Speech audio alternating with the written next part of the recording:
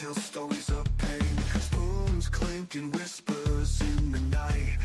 Beneath the night. Shadows dance beneath the neon light. Who drank the poison, who lit the flame?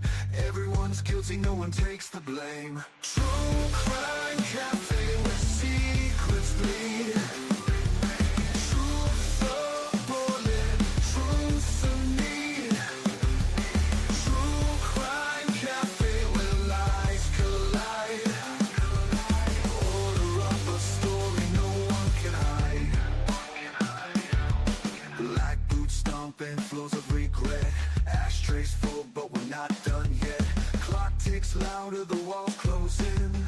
Every scene tastes like original sin. Who's the killer, who's the saint? Fingerprints smudge, they don't paint. Truth or dare or just pretend? What's the start, what's the end?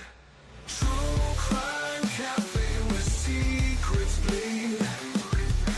Truth a bullet, truth a need. True crime cafe where lies collide. Order up a story no one can hide. Who's the killer? Who's the saint? Fingerprints smudge, they don't paint. Truth or dare or just pretend? What's the start, what's the end? True crime cafe where secrets bleed. Truth a bullet, truth a need. True crime cafe where lies collide. Order up a story no one can hide.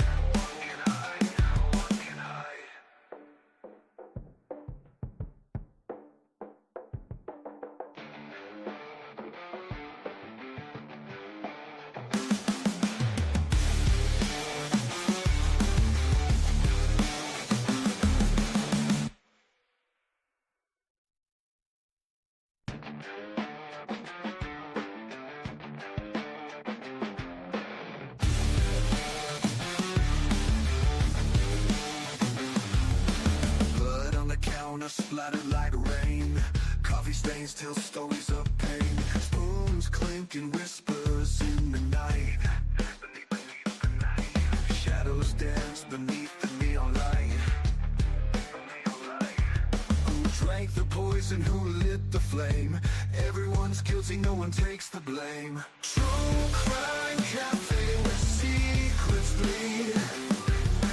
Truth a bullet, truth a need. True crime cafe where lies collide. Order up a story no one can hide. Black boots stomping, floors of regret. Ashtrays full but we're not done yet. Clock ticks louder, the walls close in. Every scene tastes like original sin. Who's the killer, who's the saint? Fingerprints smudge, they don't paint. Truth or dare or just pretend? What's the start, what's the end? True crime cafe where secrets bleed. Truth a bullet, truth a need. True crime cafe where lies collide. Order up a story no one can hide. Who's the killer? Who's the saint? Fingerprints smudge, they don't paint.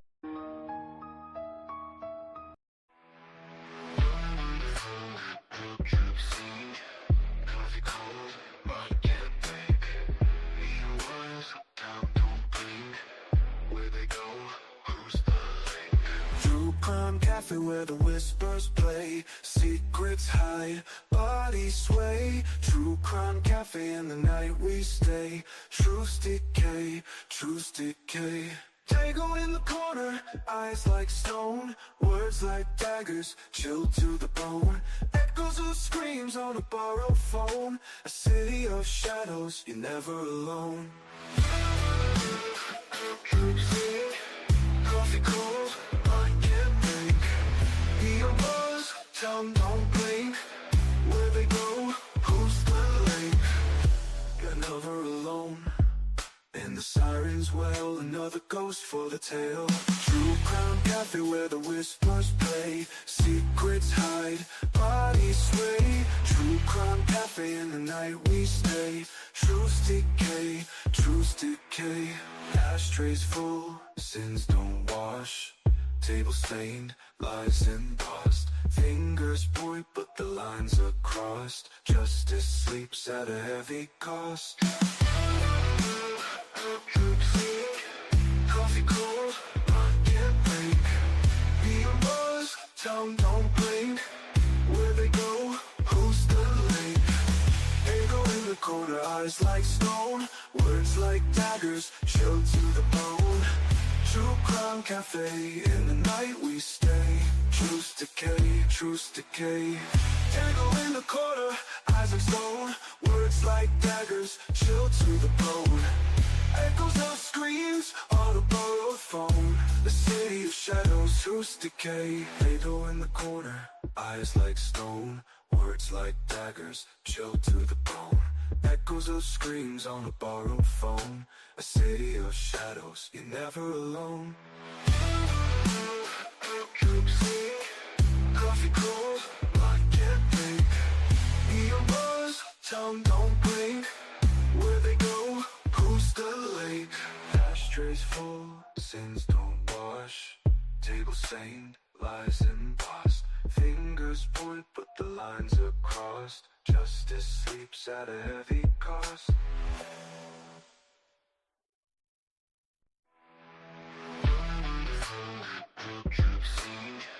Coffee cold, I can't think. Neon ones, town don't blink. Where they go, who's the link? True crime cafe where the whispers play, secrets hide, bodies sway. True crime cafe, in the night we stay. Truths decay, truths decay. Tango in the corner, eyes like stone. Words like daggers, chilled to the bone.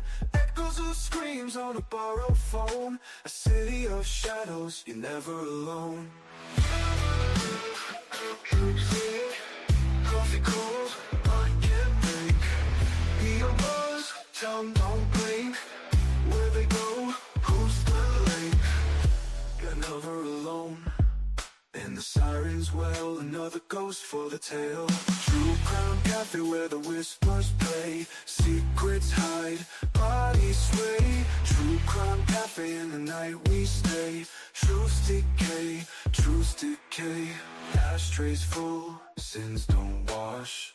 Table stained, lies embossed. Fingers point but the lines are crossed. Justice sleeps at a heavy cost. Coffee cold, I can't think. Neon buzz, tongue don't blink. Where they go, who's the link? Echo in the corner, eyes like stone. Words like daggers, chilled to the bone. True crime cafe, in the night we stay. Truths decay, truths decay. Tangle in the corner, eyes like stone. Words like daggers, chilled to the bone. Echoes of screams on a borrowed phone. The city of shadows, truths decay. Fatal in the corner, eyes like stone. Words like daggers, chilled to the bone. Echoes of screams on a borrowed phone. A city of shadows, you're never alone. Coffee cold, I can't think. Neon buzz, tongue don't blink. Where they go, who's the lake? Ashtrays full, sins don't wash. Table stained, lies embossed. Fingers point but the lines are crossed. Justice sleeps at a heavy cost.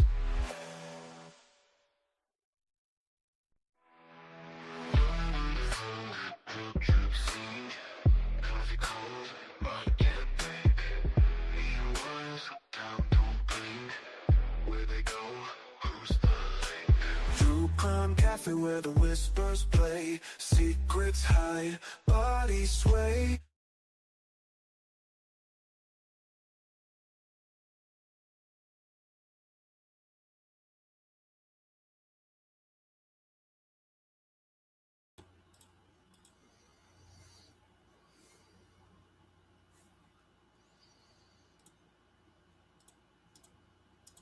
Hello and welcome back, everybody. We are open for business. Good to see everybody tonight. Thank you for joining us. I hope you're all having an amazing night. I hope you all had a great day. I'm sorry, I'm just now getting to you. I had crazy things coming at me left and right all day. Had to thought I was cool. Had to deal with more. So here we are.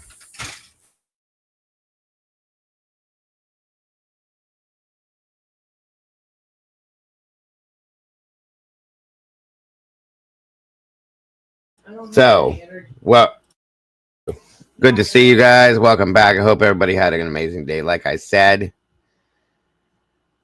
I wish I could eat salmon 3 times a week. I would tear it up. Come on in, guys. Grab a seat. Get comfortable, if you will. Again, I'm sorry that we're not getting to this till just now, but here we are. That's what matters. Come on in and grab a seat. Sit down. Grab something to drink. Wide open discussion tonight. We will be talking and talking and talking and maybe doing a little more talking. I'm going to post the link here. Pin it up there. Come on in. 41 peeps, 32 likes. We can do a little better than that. Who we got in here with us tonight so far? Let me see. It looks like. Ow. True Seeker, welcome back to you. Steve W., brother. Good to see you tonight. Elizabeth Wagner, great to have you in the house. Dustin C. Oh, let's see here. Good Lord.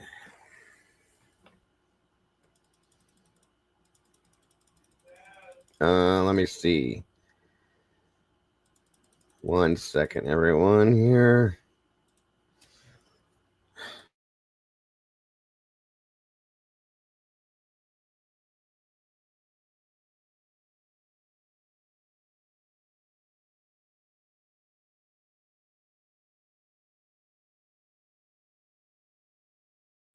Sorry about that. My son just walked in the door and started talking to me. Steve W., good to see you. SRBBBBB. Raquel, welcome back. Michelle F. Joey Agrella. Damn it, I thought I turned that down. Hold on.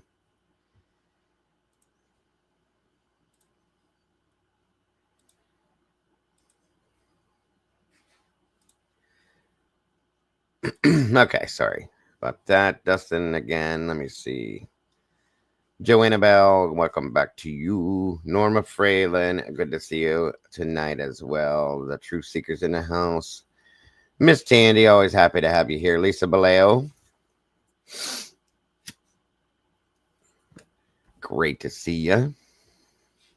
Circus Music, welcome back to you. Um,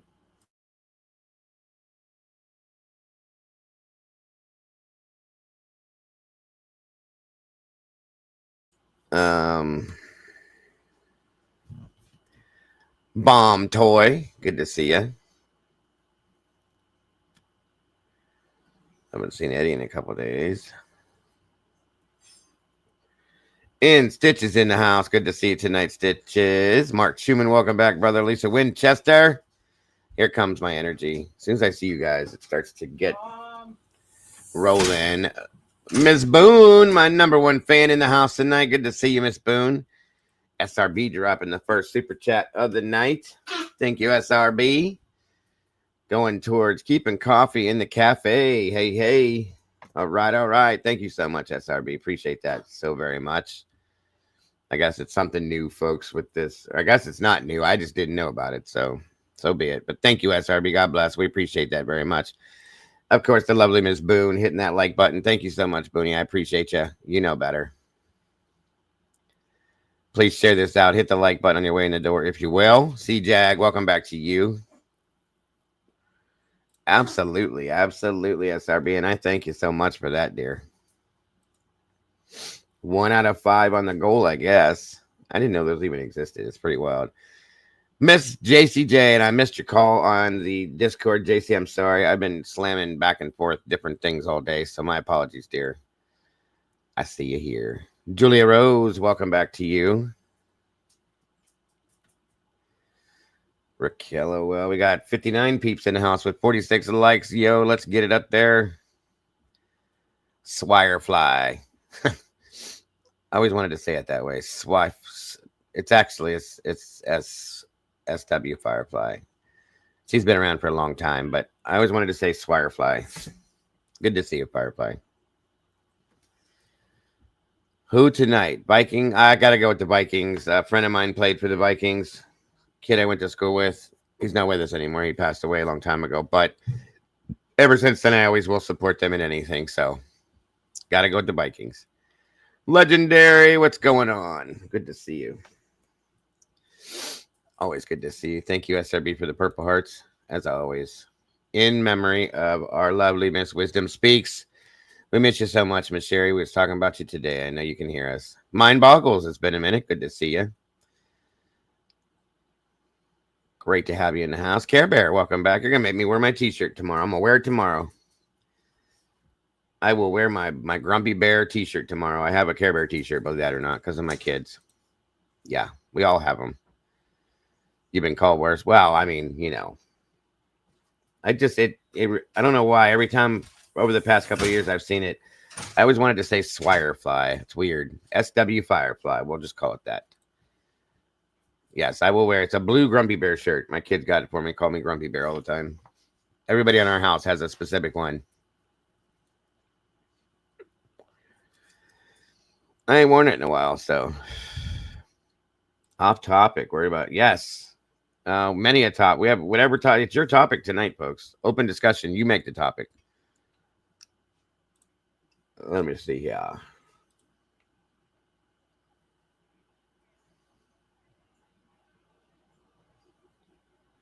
Okay.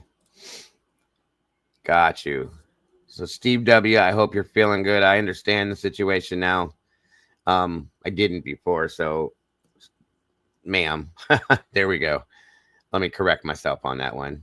So I hope you're feeling okay, and I hope you're doing well. I appreciate you being in this community, and please understand that we're all rooting for you and praying for you 100%. Just wanted to make sure. I like to know those things for reasons. That way I don't mispronounce something on somebody. So, Tanel Ray, welcome back. Good to see you. Oh, yeah, we've been following it too. It's getting kind of crazy out there. What else we got going on? Phil's in the house. Good to see you, Phil. Swifferfly. I don't know why. I swallowed a fly. Yeah, I saw some stuff on. We can talk about many different things. There you go, Joey. Do your thing with it, buddy. I need to put the hype on my page. What hype? I don't know how to do that. Bobby X, welcome. Good to see you. Are you talking about how you can hype up the page? I've had it on here before. I don't know how to do it though. It just shows up when it wants to, I think. Isaac Miller Jr., welcome. Good to see you. And please do what Miss Tandy says. We don't want to make her mad. And hit that like button, share it out, and hit the notification bell. That way you don't miss joining us every time we're live. We are having chicken wraps, chicken ranch wraps or something like that. Ranch chicken wraps. There we go. With JoJo potatoes. With breaded banquet chicken. I love that banquet chicken, and it's really good, actually. Fizzy's fizzing around in here. Good to see you tonight. The Cat K. Good to see you, Miss Cat. Come on in, guys. 74 of you beautiful peeps in here, including Willard. What's up, Willie? Good to see you, brother. Phil, always happy to have you in the house, my friend. Yeah, it has to, because I don't see any options for me to add it or take it off. The only thing I can do is do something with that goal thing. I'm behind on all this stuff, guys. I don't pay attention to it. I just pay attention to what we do usually, but my mods keep me up to date on everything. So, pepperoni pizza and Parmesan bites. That sounds good. I don't do Domino's, but it still sounds good. I'm not a big fan. I used to like them way back in the day. Not no mo. It's all good though. Miss JCJ, what's going on, girly girl? How are you? Hi, I'm just chomping at the bit here. I get it. That's what we showed every day. Every day. Oh my gosh. I'm just. Let's have it. Let's hit it. Let's do it. Dago, I'm so mad.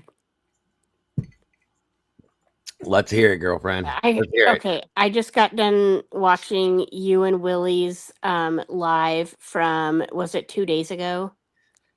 it. Could be. We did one this morning. He did one this morning, Yeah. and I joined him, and then he did one yesterday or the day before, and then I think I joined him for that. The footage one with the screams.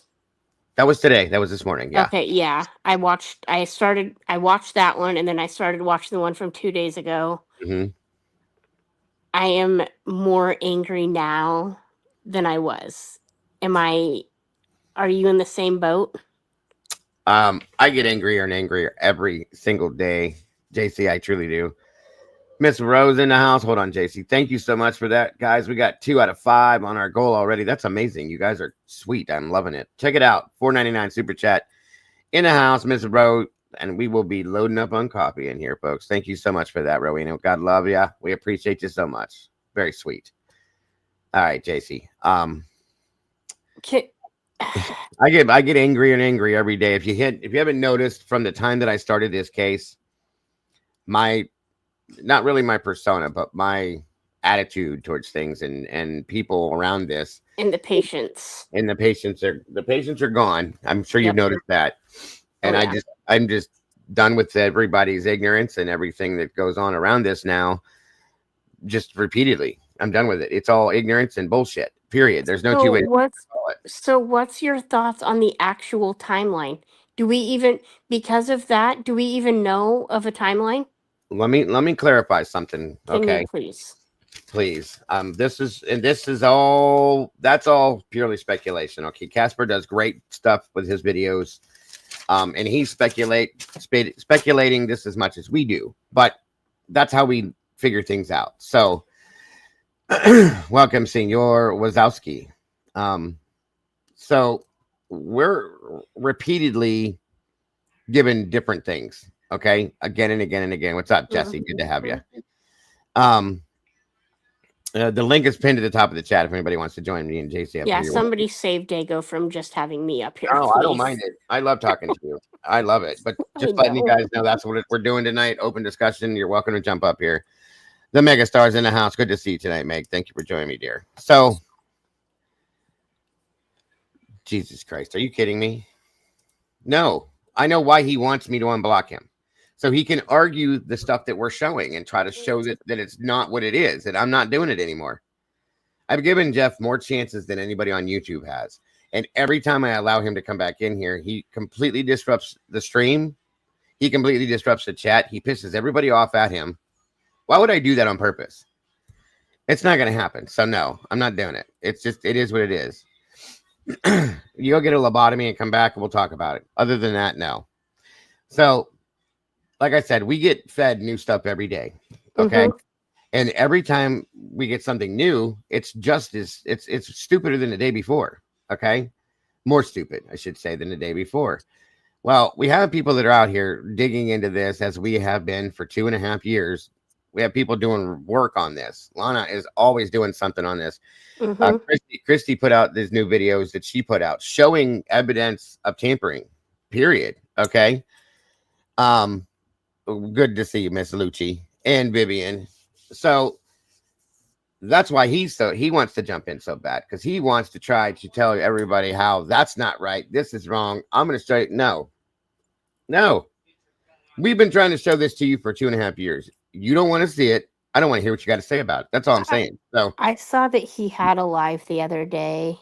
I haven't watched it though, because I don't because all he's going to do is try to prove himself. That's it. And And he wants me to let him back in here. But he goes to other channels and talks dog shit about me. Are you stupid? Come on. Get over yourself. You're not. Let me say this loud so that it can be heard. Like I said, my personality it's changed a lot around this case and people with it, and I'm fed up with everybody. You're not relevant, okay? Understand that when I say that out loud. You're not relevant. I don't need to hear what you have to say. I have my own mind, and I will make up my own mind based on what I see. That's all there is to it, just like everybody else does. So you can keep your things to yourself and move right along. That's all I'm saying. So, anyway. Back to business. Yes. I'm beyond angry because they expect us to just believe this stuff. They expect, well, we're going to keep giving them to them. We're going to keep feeding it to them.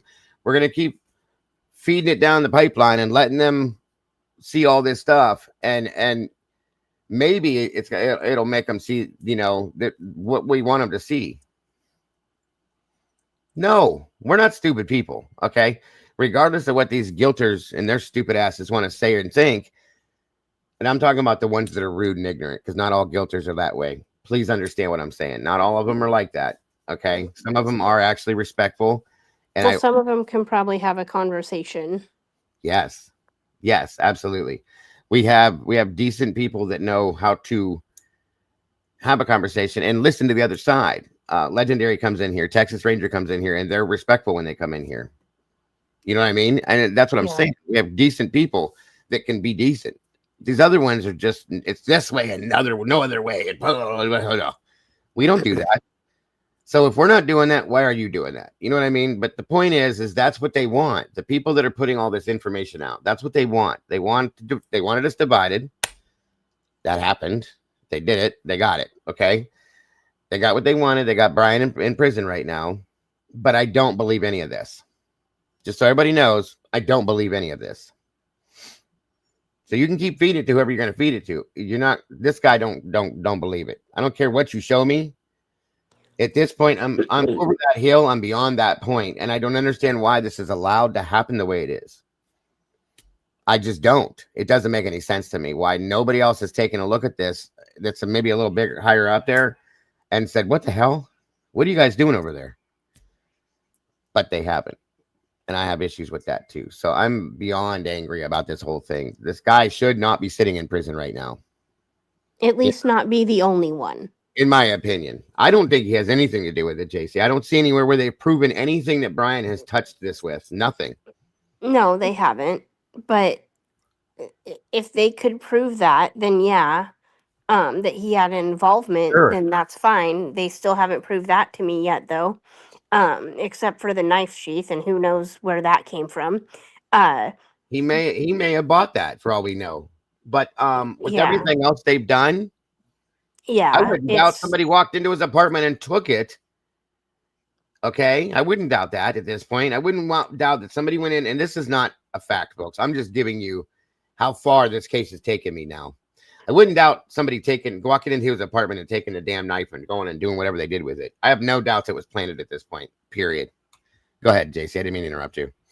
So I guess my confusion, well, this part of my confusion is, do you think there was 2 different attacks? There could be. There could have been. Eddie's been saying that for a little while now, that it could be because of the screams we hear at 1:55 and then the screams that we hear at 2:20. Yeah, and if that's, hold on. Like I said, I want to clarify something with that, okay? We don't know for a fact yet if that's real. If we can get the original copies of those 2 things, the 11/12 camera and the Linda Lane footage, if I can get the original copies of it and review it again, and it does the same thing, then I'll be comfortable with that, okay? But until then, I'm not comfortable. It's another speculation, because that's been out for a long time, and it's been bounced around through 300 other people. Mm-hmm. Okay, so we don't know if that's been overlaid or not, JC. That's what I have to say. Be careful with that, everybody. I said it last night because we don't know, but anything's plausible, and yes, it's very plausible. It's very plausible that there were 2 different timelines Maybe at one time, two of them were murdered at one time, and the other two were murdered after the fact. That's always been something that's plausible to me. What the actual timeline is, I don't know, because we don't know anything that's true. You know what I'm saying? It could have started at midnight for all we know, and then carried on until 5 or 6 in the morning. We don't really truly know the truth because they've never given us any truth. They throw in tiny little flicks of truth here and there to make this sound somewhat believable. I don't believe any of it anymore. If you'd have came out and given me truth from the beginning. Because they make us feel like everything happened in the bedrooms. And did you see the kitchen? Mm-hmm. I mean, And if you're to believe Bethany's interview, okay, can you guys hear me? I haven't seen all of Bethany's interview, so I don't really know, but She claims in one part of that interview that she hears what she hears. She believes she hears something going on in the kitchen. So sure, it is very plausible something happened in the kitchen. okay. And it's plausible something could have happened in the living room or the bathroom, Xana's room, and in Maddie's room. Because there are pieces of things all over that house. Mm-hmm. But it's interesting how they forced Maddie's room and Xana's room down our throats. Mm-hmm. To the point where they tore the house down and built a model that only includes Xana's room and Maddie's room. That's it. Nothing else. Because are they considering Maddie's room and Xana's room the actual crime scene? That's what they want us to believe. Oh my lord. And Oh that's it. no. That's why they built that model with only those 2 bedrooms. Oh no. They missed the mark on that as well. 100% they did. And both sides agreed to it. They made sure of that, of course. So there's no complaint there. But I think it's ridiculous. They should have left the house. We should have had a trial.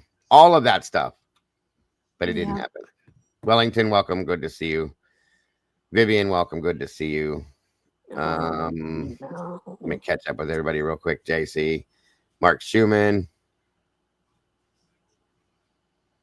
No, I'm not calling him stupid, Mark. Don't. When I said that, let me clarify myself. The people that are stupid, okay, if I did say it, are the people that don't want to. They want to shove their stuff down our throats and don't want to hear what we have to say. I think that's stupid. So let me rephrase and reclarify, okay? Because I don't believe anybody's stupid.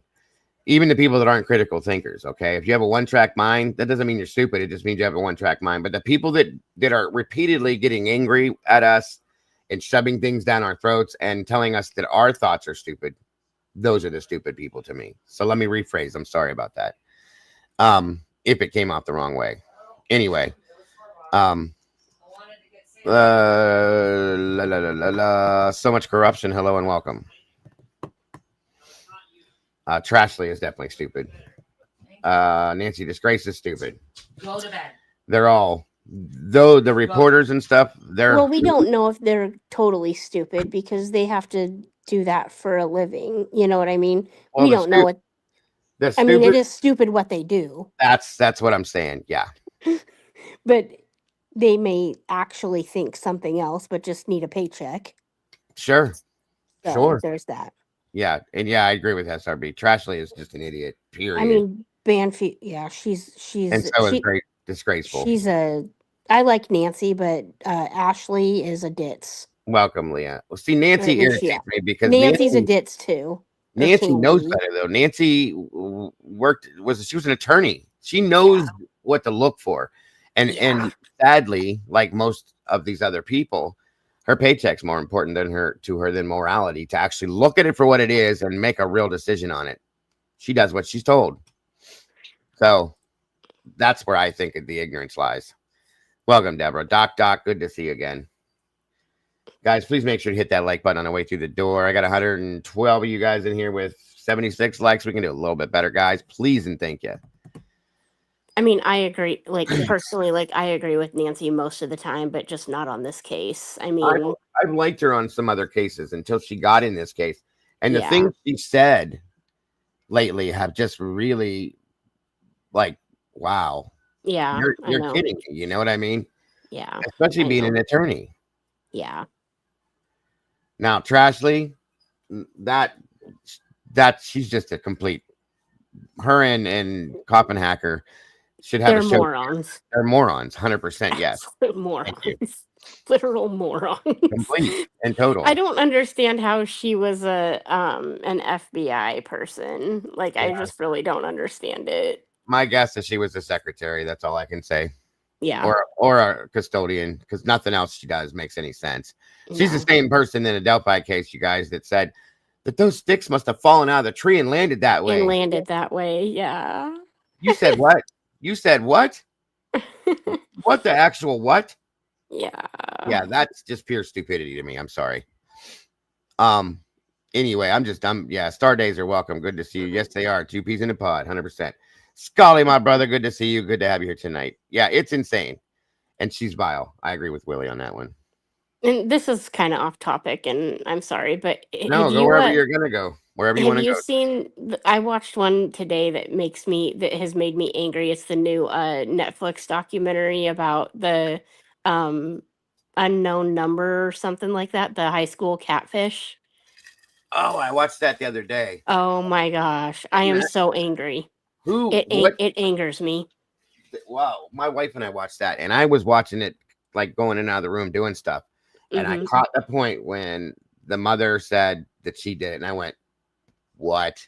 Yeah, What?" And the yeah, things she said to her child, you guys, you got to go watch this. I couldn't believe this. This was a mother that catfished her own child and told her to go kill herself and things like that. I was just like, what? See, there's something wrong with people these days. There's absolutely something wrong with people. absolutely. It's And beyond and disturbing. and did you watch the end? She never really took complete accountability. No, she didn't. She wouldn't know what accountability is if it hit her in the you know what. Right. I mean, See, I don't- Tanel says that everybody already believes she did it, which I can understand that. What's up? What's up, well, Ranger? hi Willie. Hello. Hi, Willie. Hi, Willie.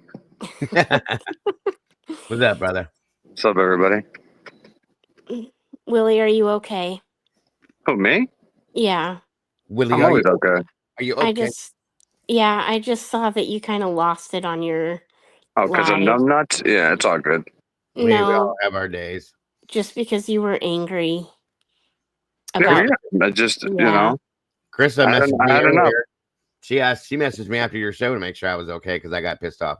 I've been getting that way every other day on this. It's literally been raising my blood pressure because these people, these things, and I'm not saying the YouTubers, law enforcement, the prosecution, everybody that's involved in this, they're ignorant and they're ridiculous putting this shit out, and I'm just done with it.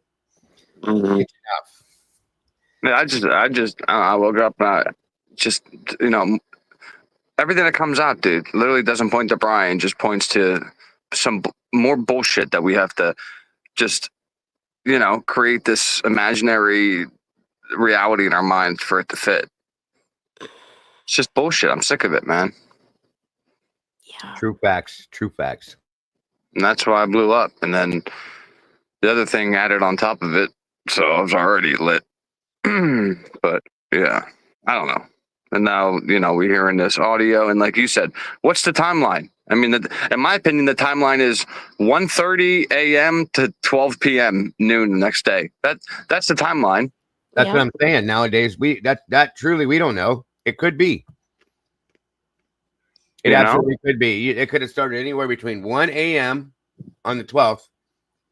We have these two chicks saying 10 different things. We have this person saying different things. It's like, the truth lies somewhere in there. It's just nobody gave a shit to actually find it. Instead, it was, let's get Brian. Let's get Brian. Let's get Brian. Just, I don't know. It's pathetic, dude. Facts. They are facts. So that's why I got angry. I know that we've talked about this before, but do you think they had his name before December 19th? Yes. Absolutely. Okay. Absolutely. That's why I think the whole, they didn't have his DNA and all that is bullshit. I think they, I don't know. That I think they knew at the latest, in my opinion, that they knew who Brian Koberger was on the 25th of November. That's my opinion. Yeah, because there's no way you're going to get a name on the 19th and rush to make an arrest like that. Just like that's just too damn soon, in my opinion. If and you don't even have all your ducks in a row to make the arrest, like. And then if you think about when WSU found the car, Yep. Okay, and then they waited. No, they didn't. No, they didn't. That's ridiculous. That period of time between when the car was actually found and when the time that they went after that scenario. No, they didn't. I'm sorry. But we have to back up even more, Dago. They don't have the right car. Right. That's what I'm I saying. mean, That's what I'm saying. They came out with the wrong year car. But what pisses me off is at the point they came out, I think it was the second or third time on TV and told us the year car that we're supposed to be looking for. They knew at that point in time they were looking for Brian's year car, but they still came out and told us the wrong year car. Wrong year. Yep. So that's what infuriates me is like you're asking millions and millions of people for help and you're not even giving the correct information, knowing that you're giving that. Because they're saying look over here to distract. That's bullshit. That's the stupidest thing. But that's the dumbest thing I ever heard. Like, oh, they did that so Brian wouldn't think they were looking for him. Oh, so he's going to be like, oh, so they're looking for a year that's just 1 year newer than my car. I'm in the clear. What? Like, why wouldn't they say a completely different model, a completely different fucking color then if they would throw Brian off? I don't agree with that for a second when they say that. Oh, we did that to throw you guys off. Sure you did. No, you didn't. That's the year you guys actually thought at first because that's what your expert told you. Now you want to backtrack and say, oh no. It was 2015. Sorry. Fuck you. Dago, you're muted. The car that's circling like it's circling round and round and round, that's a Ford Fusion. Those are police officers, not Brian Koberger. And that the lead detective on the case proved that himself and told the world in the report that it's been proven factually. We've seen it too. Okay. So no, it's not Brian. Not even close. Brian was in that area at that point or time that night. And now you proved yesterday and today we proved again that the freaking footage that was supposedly released by law enforcement is like chopped and screwed. They literally have the same exact video of this. It's like the same turn, the same everything. 8 minutes later, dude, that's still the wildest thing I've ever seen. Yeah. Like they doctored their own evidence. Gotta thank Christy for pointing that out. Public stupid, dude. Like they put out the Epstein shit that was cut out. Like, we weren't gonna figure that out. Then they put this out. Like nobody was gonna figure it out at some point. Like, come on, guys. And they think everybody out here is dumb. That's the problem. Like I said before, they really do. They very, very, very, very highly under anticipated what we do and how into this we get and how deep we look into it. Exactly. It's just facts. That vehicle is circling because it's patrolling. That's what it's doing. It's supposed to be. But I do have a question into that. Hey, Doc Terry, great to see you, dear. Why is it patrolling that area so highly? That shouldn't be. They should have been off at that time, right? At that time. Well, no, they were working a special. Until 4. Yeah, at that point, 4 o'clock. Right. Yeah. What time do we see the camera? What time is that car on camera? I mean, Isn't that the one that's at 417? Yeah, 425 or whatever. There's another vehicle. There's another vehicle that comes in there too. I believed it to be a BMW. Okay. There's a couple other people that said that it was maybe an Audi or something else like that, but it's definitely a sports car. It sure as hell is not an Elantra. Okay. We matched it up to quite a few other vehicles that it could be with that rumbling sound that it had, but so on and so forth. But that other car that they swear up and down is Brian's, it's made all them circles and the turnaround and all that. That's a police car. That is a police car. Looks like a police car. 100% looks just like the Ford Fusion. Period. Okay. That's all I'm saying. Do you remember in the very beginning when they were looking at the car and trying to do like a match over that they said that like there was something. Was it like the car they were looking for had a sunroof, and Brian's car doesn't have a sunroof, and then also that the car they were looking for had like the car in the picture that they showed that they were looking for had like more tinted windows than Brian's car. Do you remember that? Yeah, yeah. There, That I do. But the problem is with this camera, every single car that's not like black or I don't know, like some dark color is going to show up as basically white. white. The green one looks Yeah. like it could be white. Dude, they're all I'm just saying, like Yeah, I've because we seen. did that because was it Jeff's Mark B found that initially. yeah. Okay. And they And did the light test or whatever. yeah, and then Jesse did a light test showing how that's proved. Yeah. Okay. It Because is he what it took a is. picture of his son in a blue t-shirt or something and it showed Yeah. up Yep. and it showed up white or So something. that's what I mean. So it's not even just the fact of the color. It's the shape is what you're saying, Dago, is why you're saying it's diffusion. Yeah. It looks, and I've looked at it multiple times. It don't look like an Elantra. It looks like the Fusion. If you look at that, somebody else, like I said, I had a buddy of mine look at it too. Mhm. And he looked, I said, does it look like this or does it look like this? I'm going to show you two cars. You tell me what do you think it is. Yeah. I didn't show him the Elantra, okay, until at the end. I showed him the car circling, and then I showed him the car sitting in front of the Banfield, parked at the, when it was parked there when they were doing the Banfield thing. I said, now, that looks like the same car, don't it? He goes, absolutely. And then I showed him the Elantra. I said, what about that one? He goes, oh, come on, dude, come on. It's that one there that we just looked at, that serval one. I said, that's what I thought. Thank you. Period. Just there's no two ways about that. And then we saw the reports and read them that Payne did, where they talk about the whole thing where Molly said she saw a tan vehicle. Okay. Mhm. He ran the car underneath the street lights to see what it looked like in the color. And then he drove it around. Speaking of her ass, dude, people need to get on her ass so she can come out and start talking and say what the hell she saw and heard. There's no way she didn't hear it. If stuff was already going down, there's no way she didn't see and hear nothing, dude. No way. If stuff's already going down around 2:30. I agree. Think about it. I do agree. I don't know. It's my opinion. I figured she would know a lot more than just a whole tan car.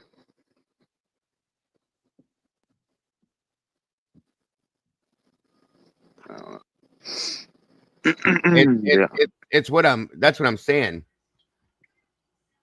You all play Jeff Just back. tell the truth. That's all we want. Just tell the truth. And if you tell the truth, everybody will shut up. I'm telling you. Mhm. Every one of us would shut up and shut down if you would just tell the truth and put it out there.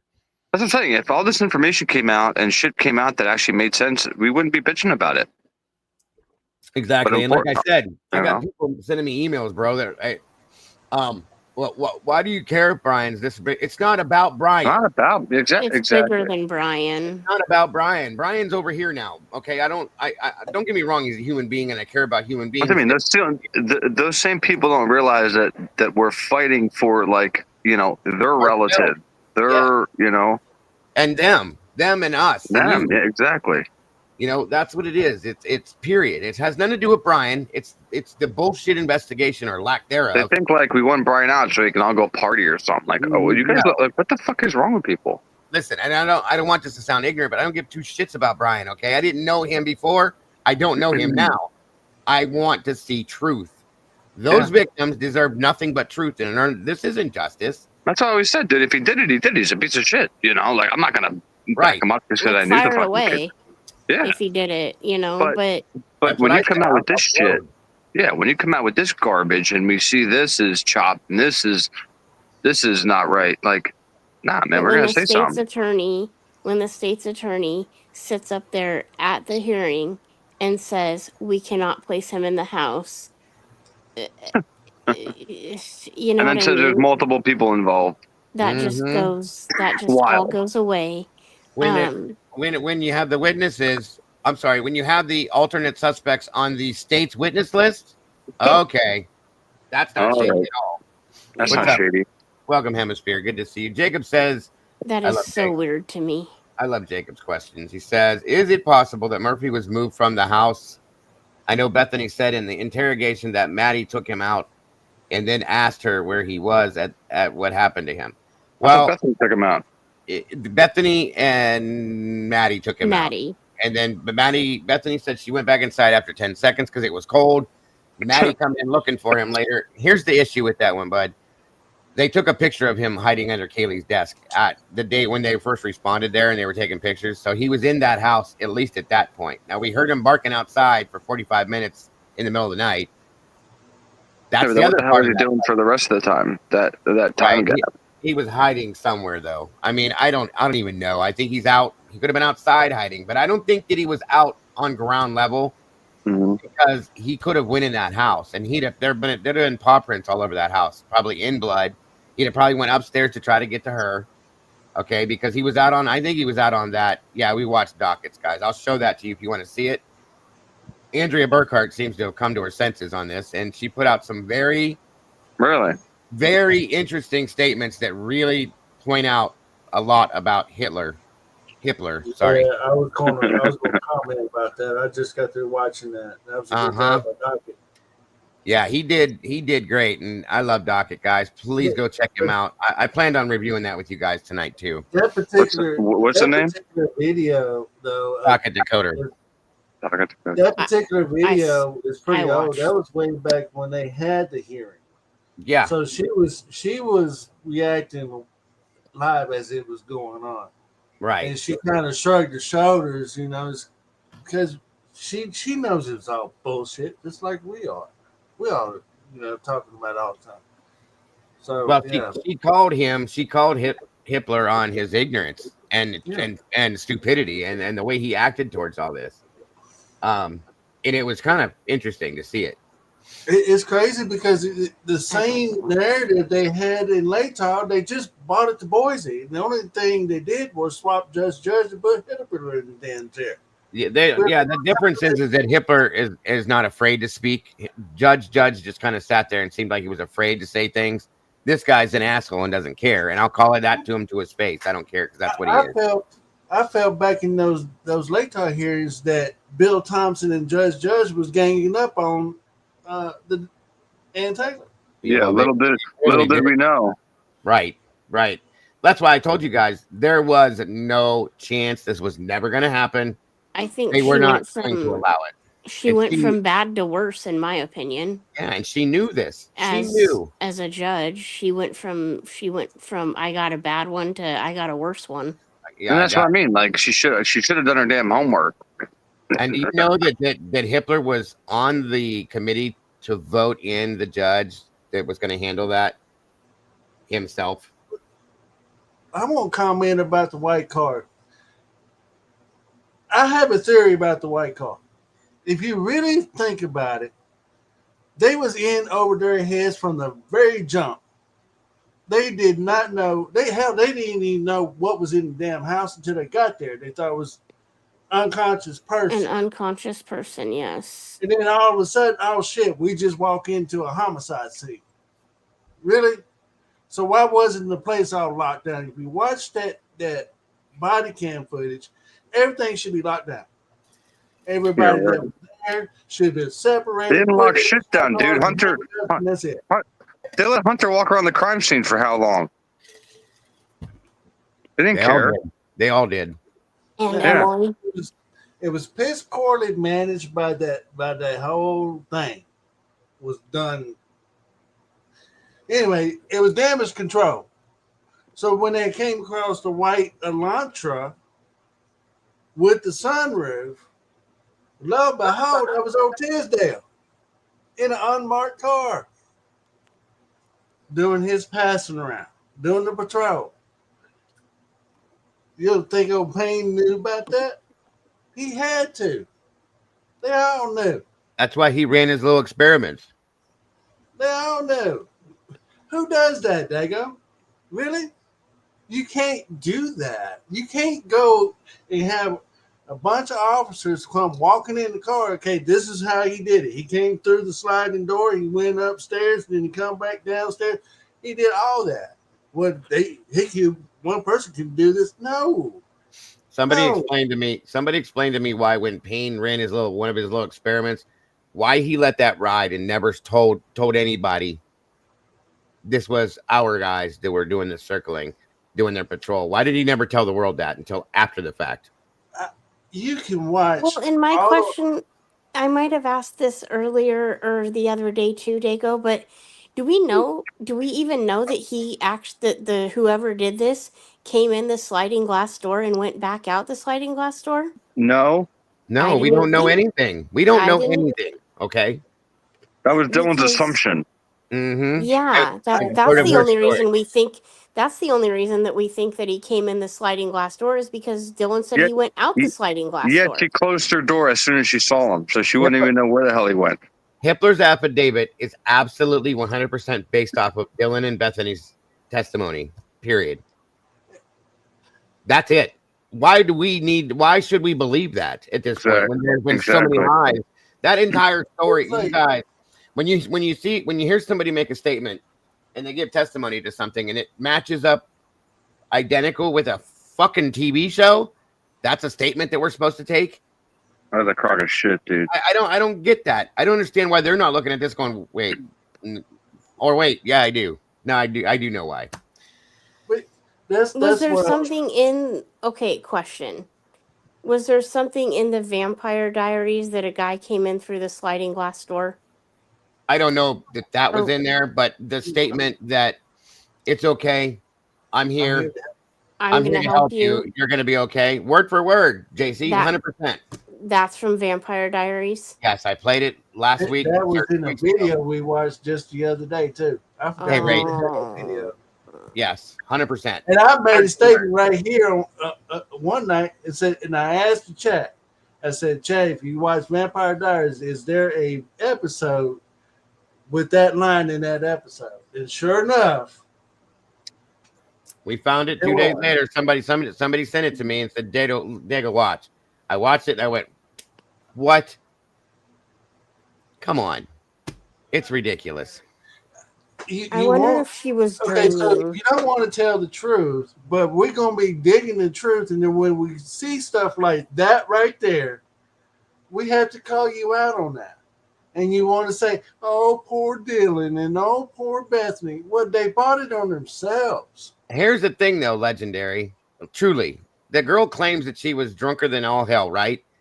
But then at the same time, in the reports we're reading, that stated that she didn't even drink that day. And her friends were saying they were surprised that she said she was drunk because she claimed she wasn't going to be drinking.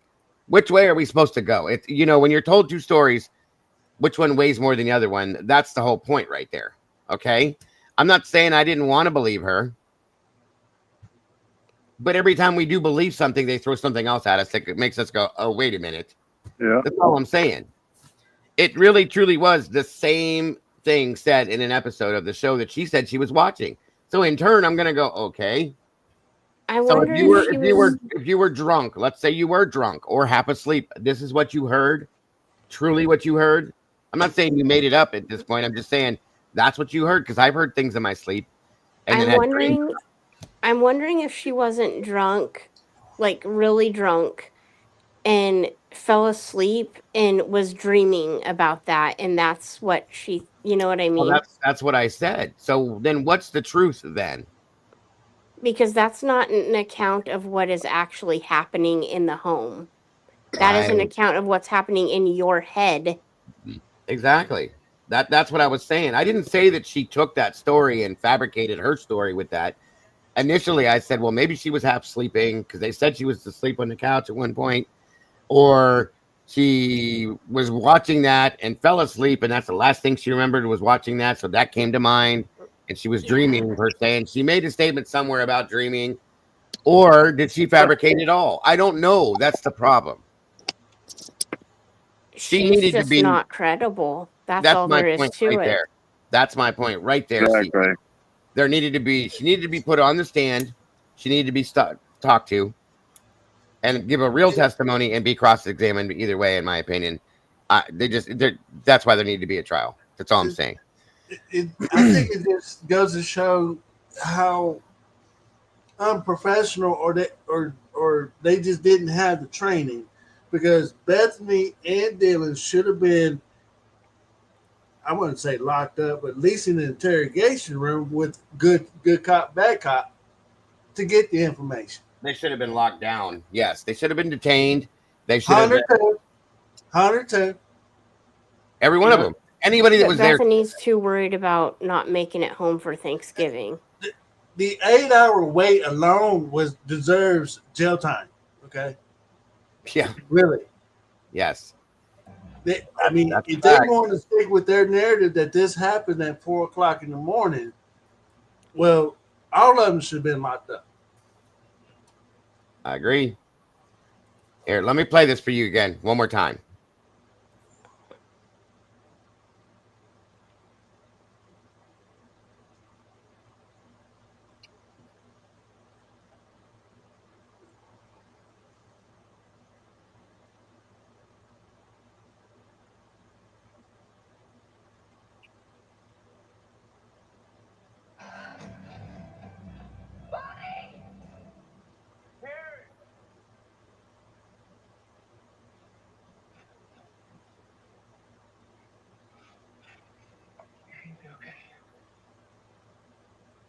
You're going to be okay.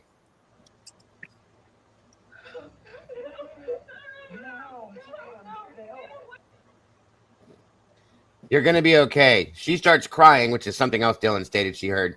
And he says, no. I'm here to help. Again.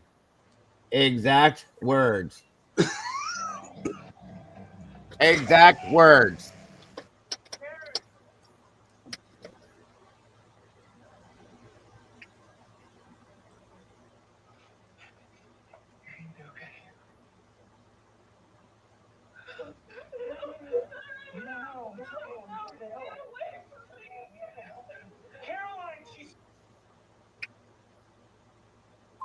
Am I crazy? No. You're going to be okay. I'm going to help you. Until I'm here I to help. see otherwise, until somebody starts telling me the truth, I'm going to go with my own assumptions and my own allegations. This was plotted. This was planned. And I have no doubt in my mind, until I hear otherwise, it was with DM, it was with Hunter. Because Hunter likes to hang out anyway. There was several videos of him at the house, in the house, way before the crimes even started. He's always. And that was Vampire. That was an episode of Vampire Diaries, Texas Ranger. The thing that Dylan claimed she was watching that night with her friends. And it looks like a bloodbath in the daggone kitchen. Yes. And Hunter was over there that night. Hunter was there every day, all the time. Every body cam video that has ever been released, Hunter's there. Right. And he's like the one that I hate to even think about. I know. And at Firefly, she said it was a weird tone. That's where her words, I believe. Not hostile, just like it was a weird tone. A weird tone. Which in this, if you're listening to a TV like a TV show, it would come off sounding strange. It's not going to sound like normal. Never watched this. I have no idea, Ranger. I don't know, bud. Hey, Joanne. I just can't seem to believe that it. Just say it did happen at 1:57. If we go back and we can look at the text messages between Dylan and Bethany and Snapchats that Dylan had at right about that time,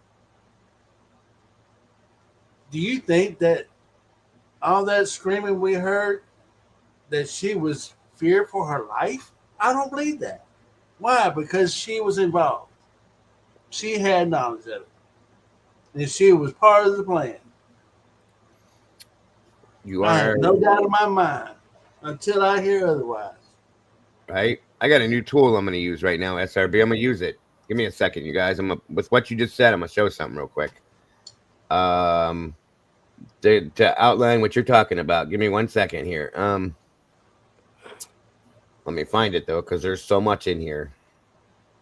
And SRB pinned this tool, by the way, in our Discord for anybody that's in there. In the Idaho 4 General tab, it has everything and anything that this case is involving. Every piece of information, evidence, everything. It's all in here.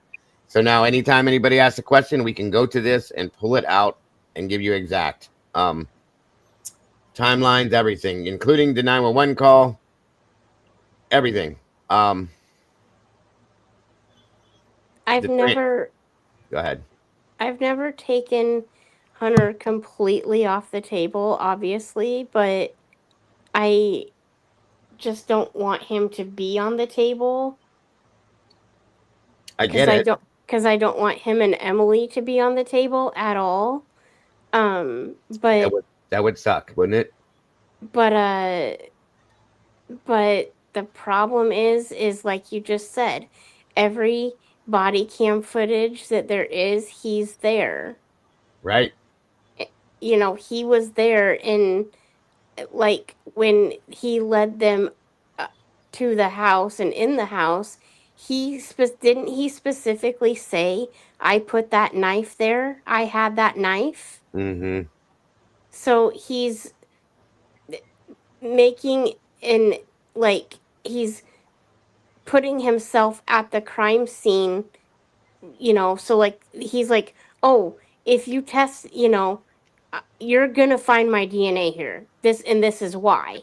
Mm-hmm. He has an absolute explanation right there, right now. And you know what I mean? That doesn't. So if they find any other of his DNA, then it's accounted for. You know what I mean? Yes, He ma'am. accounts for himself right away. I hate to say that because I really like this guy. Well, but it is suspicious. I have to call it out. Like, it is suspicious. I think we're supposed to really like that guy. You get it? You know what I mean? Mm-hmm. That's the thing. So the text messages, folks, again, between these two, no one's answering. I'm really confused right now. And then text Kaylee, what's going on? Now, I don't have the times listed on here. That's the sad. I have another version of it. But anyway, the whole conversation between them from 4:20 whatever till when she goes downstairs, and then listening to Bethany's interview, it doesn't line up. Did Dylan say anything to you when she first came down to your room? Nope. Why didn't Dylan say, Bethany, Dana's passed out in her bedroom on the floor and there's blood all around her, if you really saw her? Do you see my point? And like the things like that are what really pisses me off. See, and that's the thing that I've noticed when I watched that video from Jules. She did a breakdown with Bethany's interview, and she kept pausing it with the facts of her statement. And I thought, brilliant. There you go. She's flat out lying her tail off at that officer. And why wouldn't you? I still just don't understand the uncommon sense of she wasn't under oath, so who cares? The uncommon sense of not calling 911 if, you know, if I feel unsafe in my house and I feel something is wrong is going on and I'm calling my roommates and nobody's answering, guess what? I'm calling the cops immediately. I mean, as soon as you heard screams, immediately like that, you call out to somebody. Supposedly they don't answer the phone. 911. My roommate's screaming. I don't know what's going on. Please get here now. But they want to make it act like it was a prank. It was a joke. It was this. It always happens. Shut up. No, that's insane. That's insane. I'm sorry. Welcome, Stardazer. Good to see you. Well, that part of it, you're right, Firefly. I thought about that because of the black rug. It would be hard to kind of see the blood because they blend together. So that's a good point. That truly is. Yeah. But at least knowing, because she claims she glanced over and saw her. At least tell Bethany Xana's passed out on the floor. I don't know what's going on. Call 911 right now. What's the even scarier thought for me You waited 8 is to hours. think that these people was already in the house sitting in line and wait. I think that too. Because of, yeah. And Based on the times, it'd be right. even with the thought of DM setting that up, just even makes me my skin crawl. Mm. Yeah. One of the biggest issues with this, you guys, is we don't have yet an absolute time when Ethan and Xana got home. Nobody in here knows that Mm-mm. Exactly. for sure. According to Bethany, the only thing that we got as far as the timeline with them was she was at the sorority house with them at 8 o'clock, and she didn't leave until about sometime after 1 o'clock. They said that Kaylee and shoot, blanking on her name now. Kaylee came home with Maddie at right before 2. So it was sometime right after 2 o'clock. So 156. if the timeline is true through the video, which makes it a little bit more sinister, that Kaylee and Maddie met their fate when they got home because their last text to Jack was in around by before 2 a.m. So by the time Ethan and Xana came home, they was already gone. Yeah. But Uh, how did Maddie and Kaylee have time? Like, my thing is when they if they were attacked immediately when they got home, how did they have time how did Maddie and Bethany have the time to dog. take Murphy out? And See, then that's how did That's a Maddie and yeah. Kaylee have time to get in bed with each other? No, I believe that part of it was part of the ruse. That was part of the ruse. that's the problem right there, JC's. We don't know what's true, what's false, what's real, what's not. You know what I mean? Yeah. We have how many different stories? I don't even know at this It's point. sad to think we may not even know. That's the reason why I was wanting to see their calls between 1:30 to about 4:30 and see if it all matches up from Dylan's phone. And who else was over there? That's Well, the $1 million question. there according to them, Because didn't you said their, Dylan had friends over?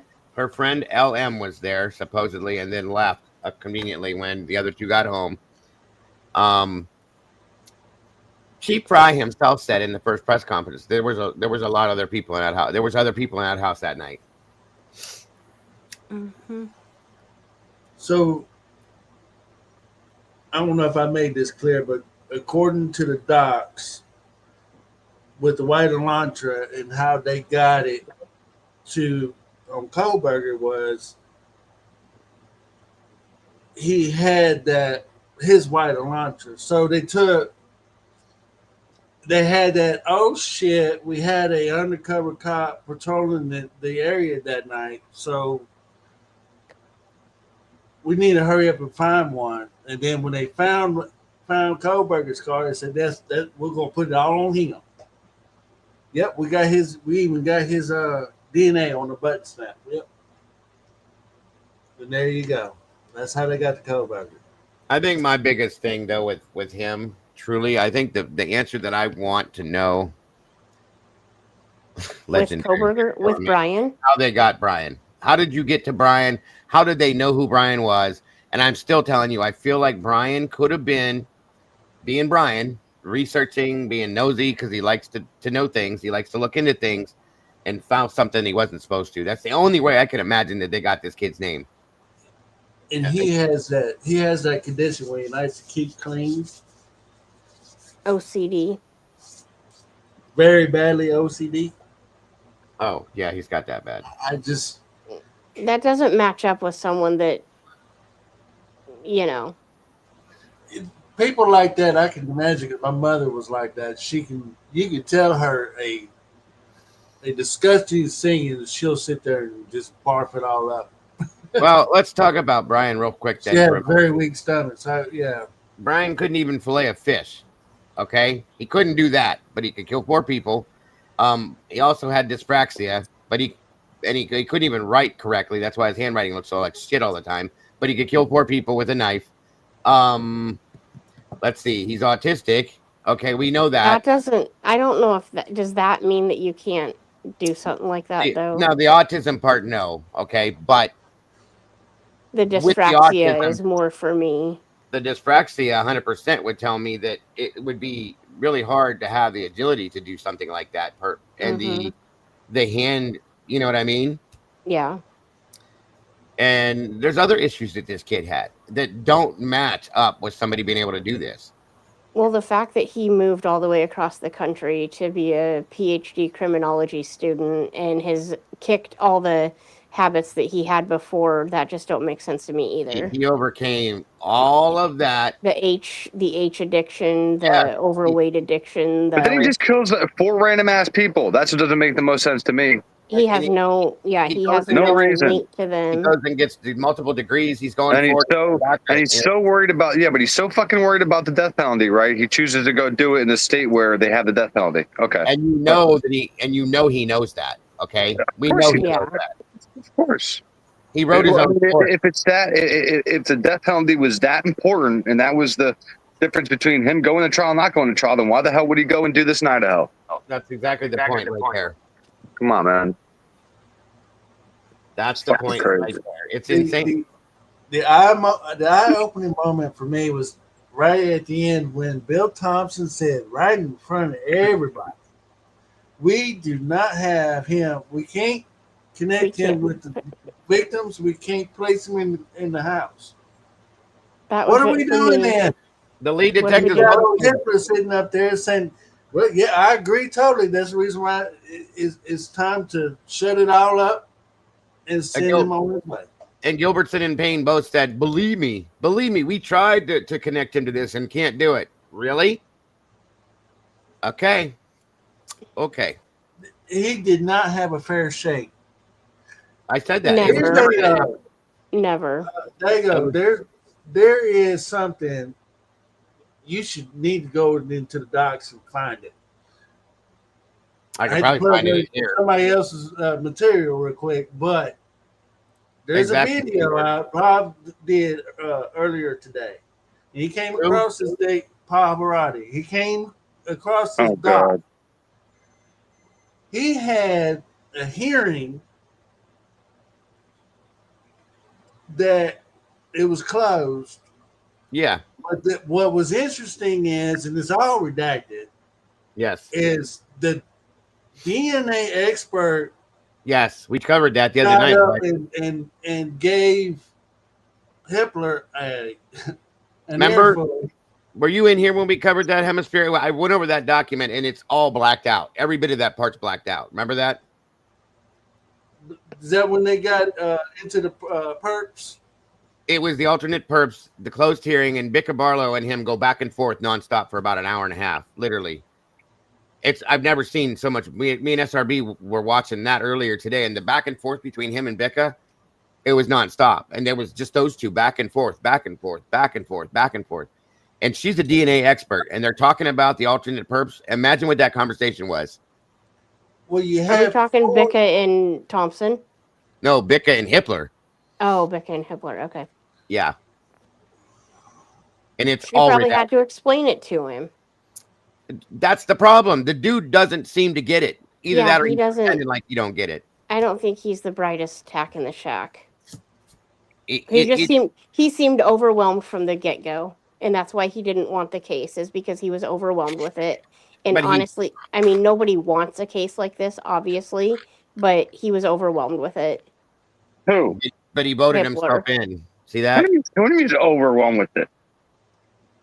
No, he knew exactly what his role was, and he played the role. He played. I'm telling you, he played dumb on a lot of this stuff, in my opinion, because he's a judge. I don't care if you did malpractice for 5 years and didn't do it for a while, whatever it was.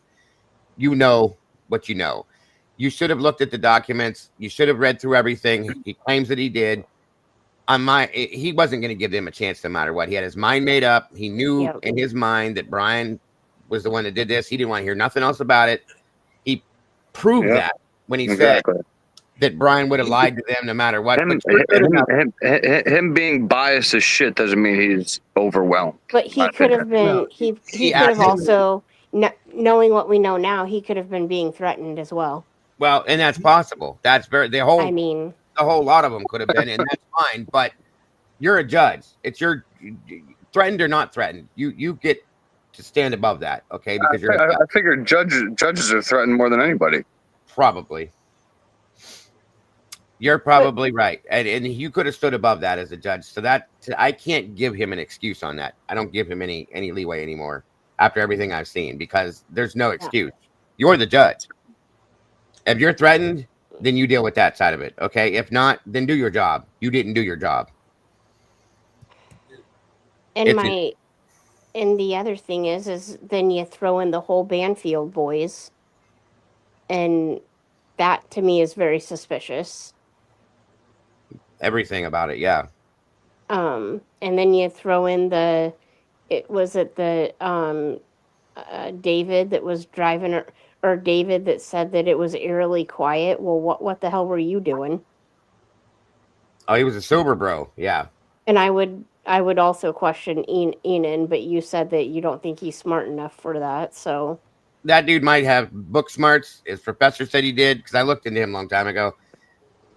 You want to talk about dumber than a box of rocks? That dude could not have done this and pulled this off and been able to keep his mouth shut, per se. Okay. I wish they had that same judge they had that did the Daybell trials.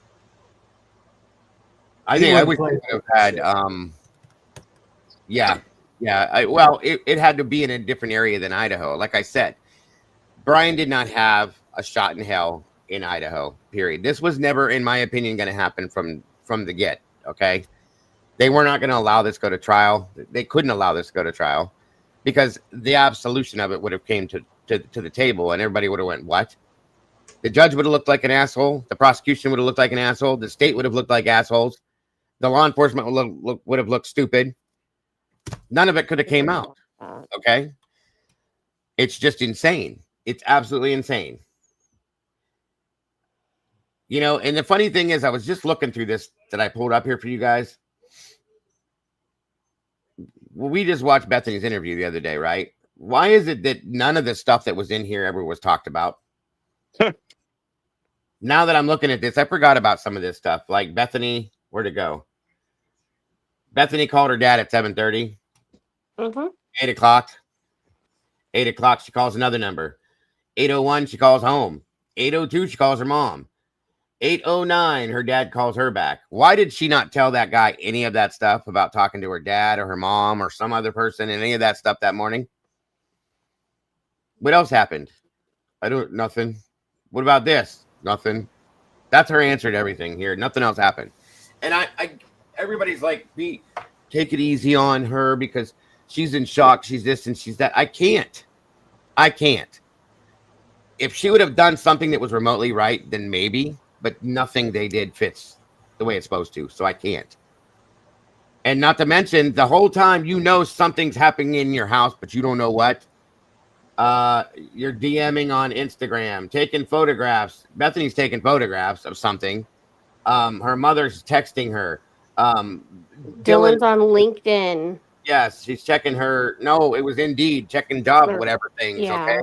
Okay. Checking. I hope she got that job. Yeah, right. Instagram, texting on Snapchat. What? That's all going on, and you're that upset and worried about it, right? Okay. Yeah, and then all of a sudden it's crazy how fucking chicks can turn it on like that, dude. I would like to know when she called Hunter and Emily over, what her tone was then compared to what it was on the body cam footage. Bro. I bet it was completely different. I'd give anything to hear those conversations, JC. I agree with you wholeheartedly.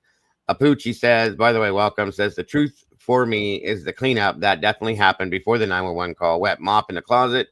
Who was magically left alive? And Dylan went to Kaylee to get her to come that way. Thank you. That thing right there, Yeah. that blows my mind even more now that we realize that they didn't even go to the formal.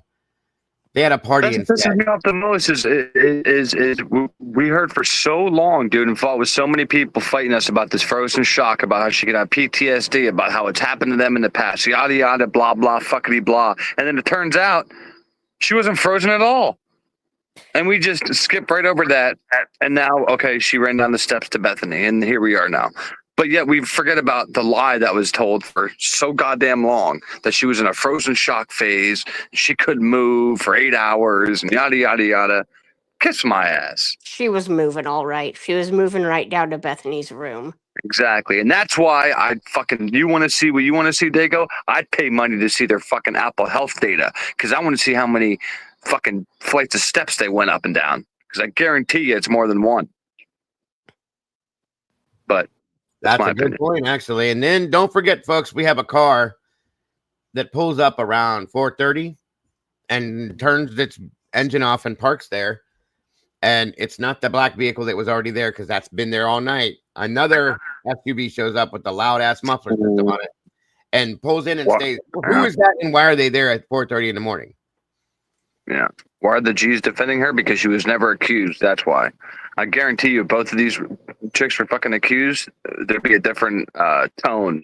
But because they were just interviewed and they're survivors, you know, we have to treat them with kid gloves. Such a crock of shit, man. I hate this world. Get inside. You're done. Get inside. Go. You don't know how to be a cat. Psycho.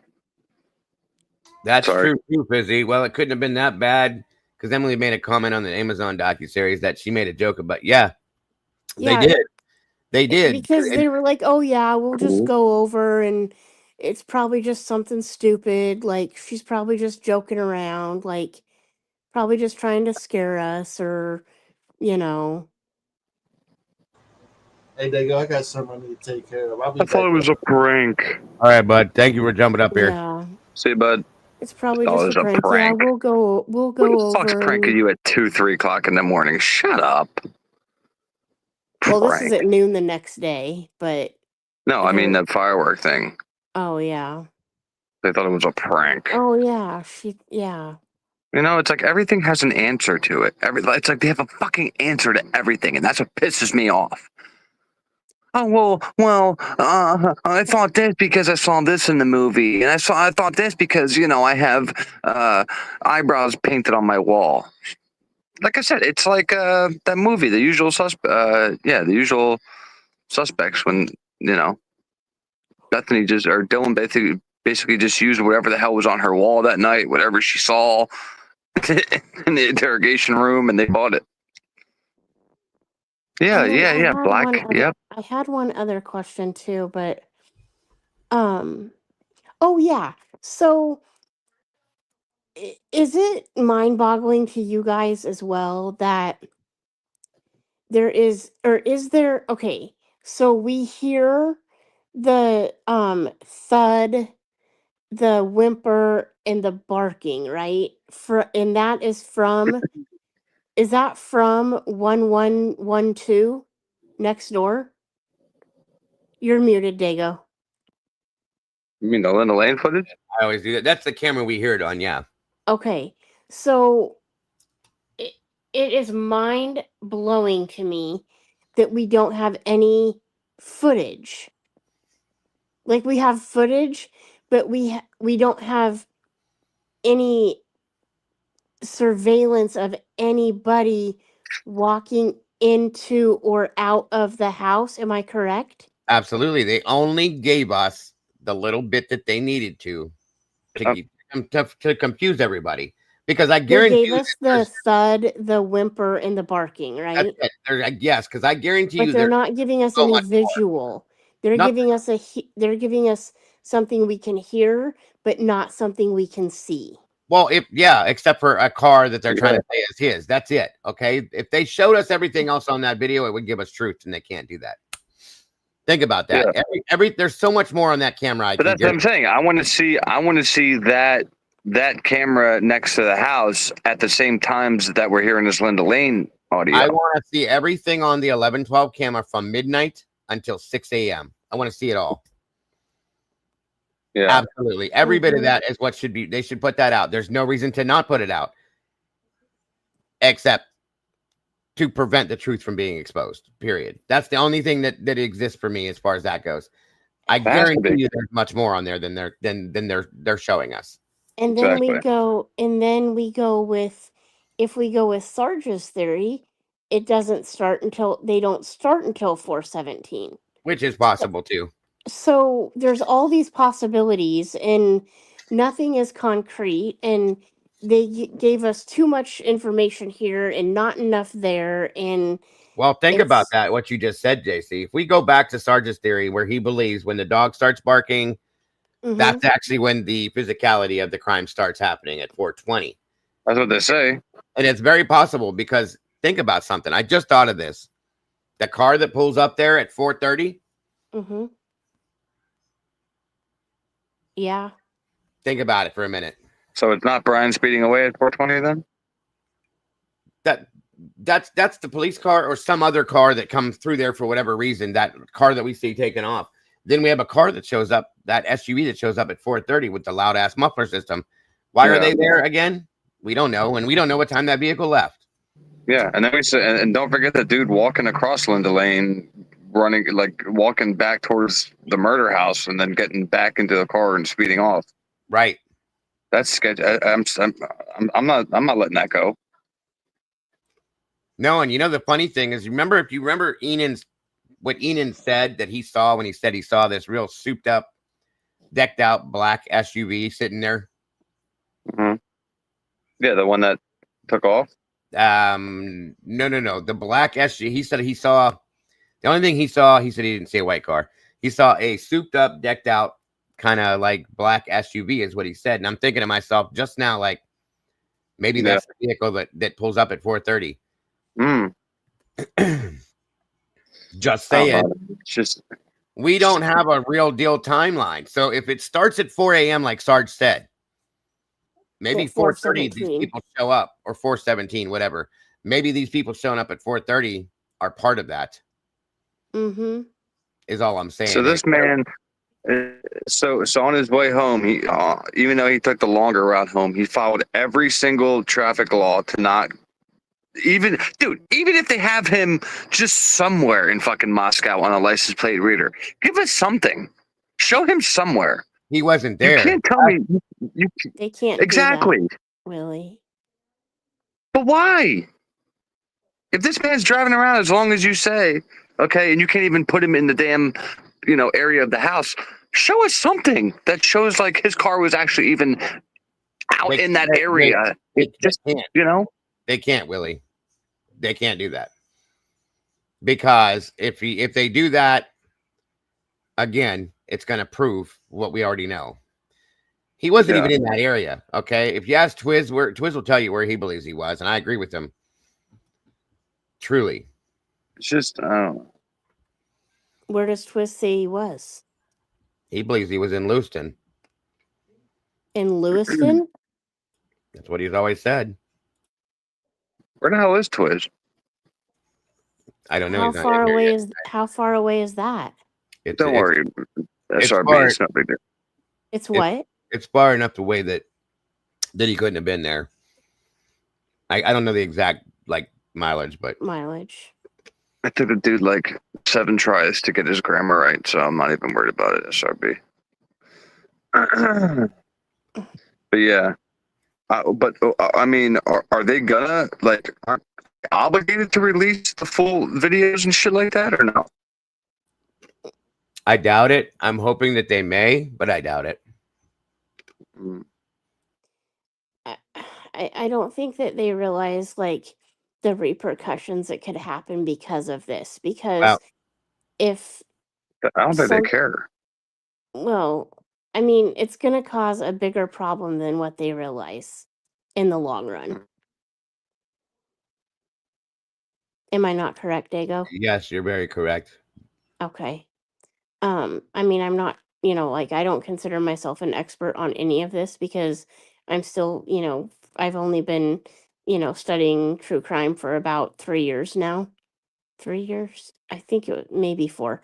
But anyway, but if I can think about these things and pick these things and, you know, whatever, then anyone should be able to do it. Like, honestly. Right. Yeah, all you Because need is a little common sense. That's right, hun. You're absolutely right. Imagine looking at this shit. Well, what I'm anxious. I see people in chat talking about it. I am really anxious, and I pray to God. I pray to God that they unseal size documents so that he can have his interview with Lana, because I want to hear what he has to say. I truly do. Oh yeah, when the hell is he going to come out and say something? I mean, he can still say true. something without saying something. No, but he can't though. There's no point. He's going to give it. careful. Yeah, He's got an interview. He's got an interview set up with Lana that as soon as they unseal his stuff, that he's coming out and he's going to talk about everything. So whatever he says is what he says. I don't know if it's going to say a lot or not, but if anything, I think he's going to defend the whole conspiracy theorist statement that was put against him. So well, he doesn't. Okay, so Sai's not going to come and say Brian's innocent. That's what's not going to happen. I'm just telling you that right now. Yeah, everybody knows that. That's not part of what he's going to do. The information that I thought he was gonna. He can't. Yeah. Well, That's not his job. He can't say he's innocent, but he can say other things that he can't give his opinion. Yeah, but his opinion. I mean, he can't. He can give an opinion, of course. But I'm saying what he will put out, the information he's going to explain, will show how Brian is innocent based on the information he has. No, I don't think he's gonna do that at all, dude. And I'll put money on it too. Well, what he's gonna do is he's gonna come out and basically either show us or tell us how our rights were violated. That's what I think he cares about the most. From speaking to, somebody who is kind of close to that whole thing, is like that's what he's most worried about, is explaining how our rights are violated rather than Brian being innocent anyway. Yeah. So which there's also information. I thought he was going to come out and say, yeah.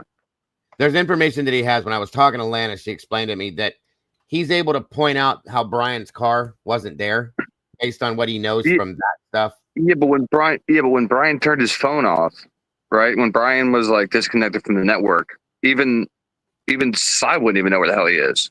Yeah, because so that's the issue. Because Sai's expertise is what he created all that stuff. Yeah, is what can be used to trace your phone when it's even off. And he can also explain the whole oh Jesus Christ, the AT&T timing, whatever the hell that's called. I can't think of it right now. Time advance. Well, if that's the case, and they should have shown clear as day where Brian was that night. There shouldn't have been any fight about it. So it's because the tower that Brian actually connected to isn't Sarge explained it a while back, isn't within that realm of towers that's in the Moscow vicinity there, which tells you that he wasn't in that area. He wasn't there. Just as much, and not to mention the other thing where Sarge also threw that out there too. The 23 bullshit times they say that he was stalking. Like Sarge said, you can't stalk somebody going 40 miles an hour. It's because he was driving through the town. Yeah, exactly. Because of the area that it covers, it shows that bounced off of that at that point. That's all. Bill Thompson already said he wasn't stalking. So why? I don't know why people went back to this stalking thing. Because they got to have that, Willie, to prove a reason. Do you know that Jennifer Hackenkopfer is still saying that this is sexually based? Probably because what's her name said he's a pet. Yeah. She absolutely. It's the only thing that makes it make sense to some of these people. Okay. There's got to be a reason that somebody would do this. Brian never has showed anything like that to anybody anyway. Yeah. But I've even asked people, her sick ass mind, it has to be that way. So maybe that's why you're not with the FBI anymore. Well, and remember in the beginning, he was accused of being Papa Roger. They themselves So that said he was why they Papa Roger's that some was Asian why woman in some other state somewhere, from what I know now. And Gilbertson and Payne both said no, he's not. Never was Papa Roger. and well, he was accused of being an incel, and that was why they thought that, Yes, and yeah. that's not true. Hackenkoffer is an idiot. I don't know. Like I said, she was either a custodian or secretary for the FBI, but she sure as hell couldn't have been an agent. I'm sorry. Yeah. No. Nobody's trusting her. I don't know. That's interesting, though, Texas. I'm curious to know that. That's not it. That could have been anybody, though. That's the problem. Why did they never file any police reports for any of those situations that everybody seems to be talking about ever? Yeah, why did Kaylee not go to the police? Why did Or wait a minute, hold on. Did she call the police, and like always, no report filed? Right. Oh, did they come out and say, "Oh, you're probably drinking too much and it's probably nothing." Like they blow everything off over there. Is that maybe what really happened? No report taken. Kind of like everything that Payne did. If she did notify the police, and now you know what you know about her, how guilty would you feel? I hope you feel so bad that you don't sleep at night. Or wait, no, these people don't have a conscience, so they don't. Right? None of them did their damn job. None of them did their jobs. Yeah. Me and Molly, conscience, they would have done. Yeah. Me and Molly, the mod here, Molly, did for 2 years. We followed the police logs in Moscow, folks. After this happened, I think 2 out of no, it was 4. I'm sorry. 4 out of I don't know how many calls that we looked at. No report taken. No report taken. No report taken. Yeah. It had to be somebody else responding with them before a report was taken on him. Another Michael Proctor. These are the laziest cops I've ever seen in my life. And then you throw in Molly, the DoorDash driver. That's incredible. I was asking about her earlier. Incredible as hell as well. So the 2 people that are possibly, the key witnesses to this case are absolutely uncredible as all get up. Mm-hmm. Dylan and, Bethany and Molly. But Molly, I can't trust her I can't trust her as far as I can throw her. So I don't trust a word she says. No, because of her demeanor and even why wouldn't they question Dylan when she said he was either a couple inches taller or a couple inches shorter? I can't remember. Why don't they stop her? Why don't they stop? Why don't they stop her right there and say, "No, ma'am, pick one"? Because he did. He said, "Oh, so about 6 foot." What the fuck? Oh my Either God. 2 inches shorter than me or 2 inches taller than me. What? And he said, so about 6 foot. And then he goes and repeats it to another officer. I see you, ballpark. Hey, Terry, good to see you too. And then did the black mask look like this? Yep. Yeah, it did. Yeah, it looked like let me draw it for you so that you can say, yeah, there it is. That's what they did. Right. Is there anything else you think that's important? How about you follow up on your questions, jackasses? Jesus. She's sitting there lying to your face, telling you she went to bed at 11:12 when you know she didn't. Call her out on it. It's unbelievable. Insane. Every bit of this is insane. Because they knew all this before we did. They knew about the text messages before we did. They knew about it for 2.5 years, JC. So why did we not know about it until then? Absolutely. And the 911 call. So why didn't they question them about those in the first place? Right. Yep. And the 8-hour fucking time gap. We didn't hear that one time. We didn't hear him say, "Why'd you guys wait a whole workday to call us?" Why did nobody in law enforcement or Judge Hippler or anybody for that matter within this case, why didn't they say anything to the kids about why did you guys practice the 911 call before you did it? Yeah. Or why'd you guys summon other people over to the home before us? Thank you. All of those questions are not being asked by anybody. Those are just able to slide by like they're no big deal. Exactly. But damn well, dude, if mine or your ass was in that seat, they'd be in our face fucking How did threaten us with. word Oh, travel on Snapchat clear over to WSU before 9 a.m. 9 a.m.? I still want to know Because what Bethany was taking pictures of. didn't Dave too. say that he was getting ready to go to work and it was like about 7:30? He said he got up about, I think it was 8 or 8:30, saw the message, maybe it was 9, and was going to go to work and change his mind after he figured out everything that went down, and was going to hang with his brothers that day at the Pratt Brothers, and stayed home. So that early in the morning. Because at first they thought that it was that they were like shot, and then it turned into Well, no, at first and it was overdose first, and then they were overdose, shot. and then shot, and then they were passed out. Yep. Well, Now, here's another thing here that is interesting to me. And it's funny because after she made these statements, a lot of these people that made some of these statements were shut. This is an amazing tool, SRB. I love this thing. Were shut up after they made certain statements. Let me read this to you again real quick here. I think this is kind of important. Let me go back to the top of it. Today reported that the Idaho murders autopsy reports offered a clearer view of the slayings. In a November 17th interview with NBC News, coroner Kathy Mabut claimed is that really her last name, Mabut? That's how I say it. Yeah, you didn't know that? Mabut. That's hilarious. Kathy Mabut. Okay. Okay, anyway. She said it would have been early in the morning, sometime after 2 a.m., but still during the night. She added that there is no medical way to determine who was attacked first, which is not completely true, but okay. However, at the time, investigators were trying to put timelines together. Thank you, honey. With other text messages and other technology. Mabut, also alleged that the murder weapon would have been a bigger knife, citing their pretty extensive wounds, according to Fox 13. The coroner said it had to be a really big knife, not a 7-inch K-bar knife. I'm sorry. To inflict those injuries and kill 4 people. She described the wounds as tears and big open gouges. The Idaho murders autopsy report also revealed that the victim showed a little bit of bruising, but suggested that this wouldn't be uncommon during a stabbing.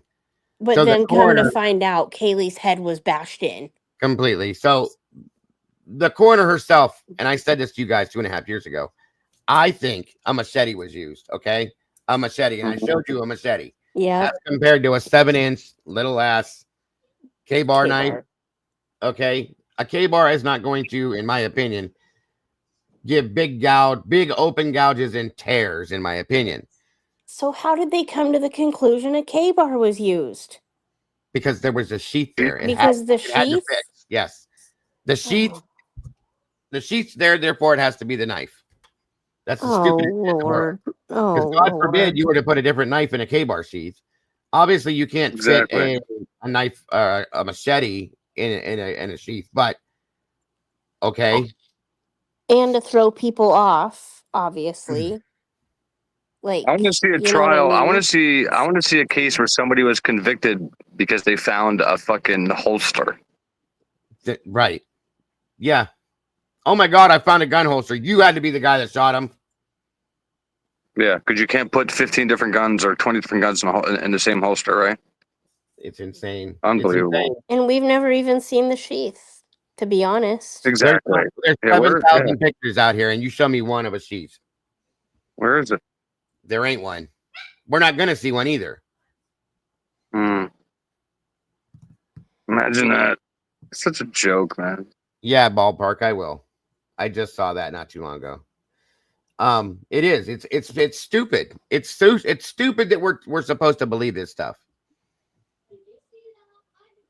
They have no faith in people, obviously, and people's commonsensical skills, and the fact that you can look at something and go, "No, that doesn't make sense." Well, sure it does. Look at it this way. No, I'm going to look at it the right way. Good to see you, man.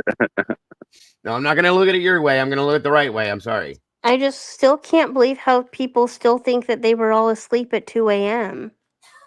They know they weren't. It's been cleared and claimed that this is All of those things, we need to make a list, folks. I'm going to do it.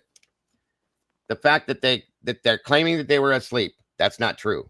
Okay, that Brian cleaned his car with bleach, that's not true. That Brian put garbage into his neighbor's garbage can, that's not true. The fact that Brian was separating his garbage, wearing rubber gloves, and so on and so forth. He was cleaning. wearing rubber gloves, I believe. He had on the dishwashing gloves, and from my understanding, it was something else stated something about cleaning a bathroom or something. But okay, whatever. But all that other Oh stuff. my god. The thumbs up photograph said that was proof of it. That's not true. Brian has 300 other photographs just like that. And this stuff all came from the prosecutor and the 2 lead detectives.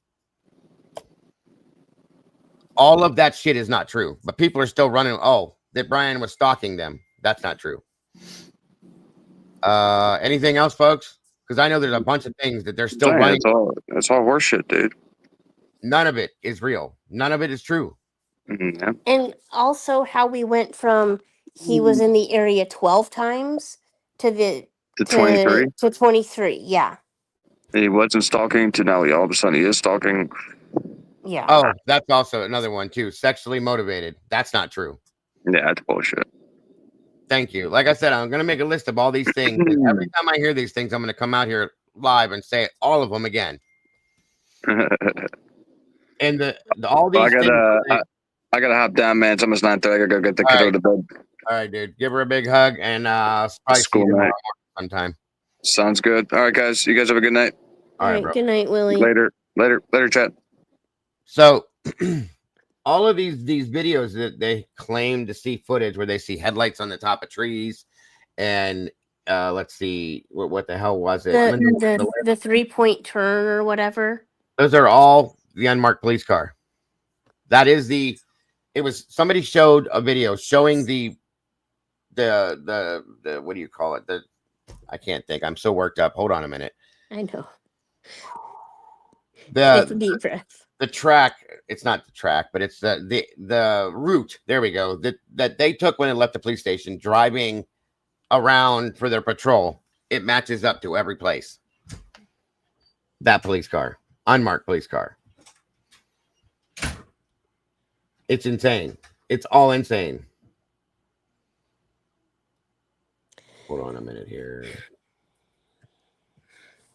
I really, SRB, I love SRB. This thing she gave us has everything. Excuse me, folks, one time. I got to run to the little boy's room. Too much coffee. I'll be right back. And I'm going to entertain JC if you don't mind.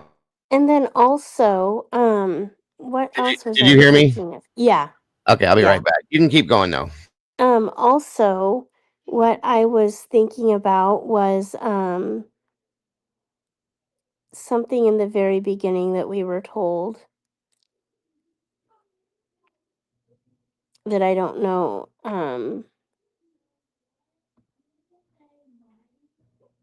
What was I thinking? His receipt from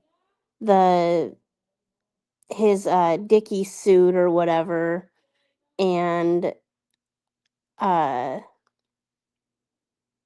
when he went to the grocery store the next day.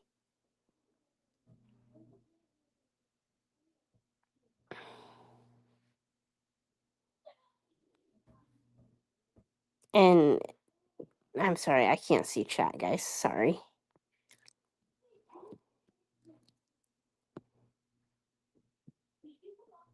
Oh yeah, that was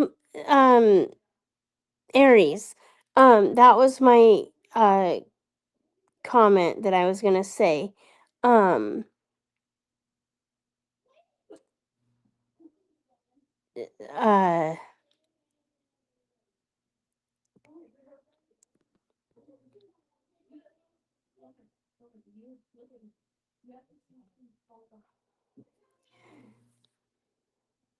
Yeah, like it had to be like very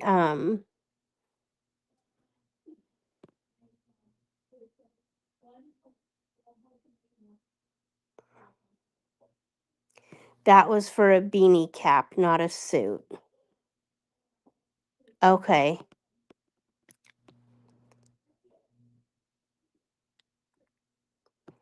Well, yeah, that's the thing is like I just think that I'm I just think that it had to be somebody with like a clear-cut connection. Oh, a Beanie Dickies cap. Oh,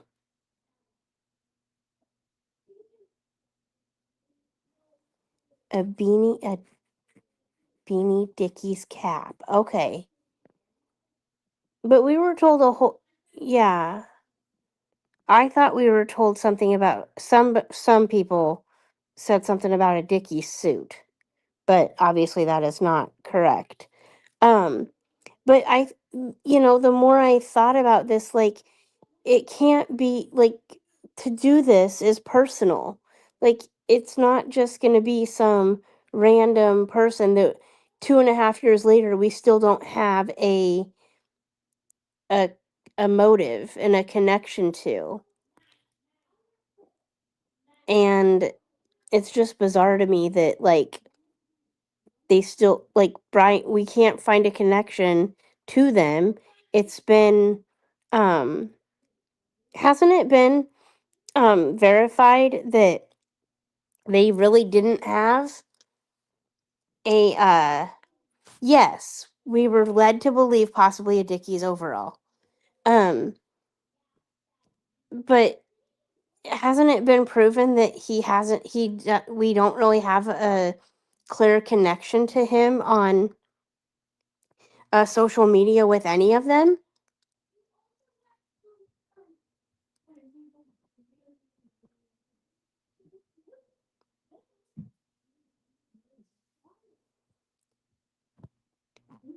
Yeah.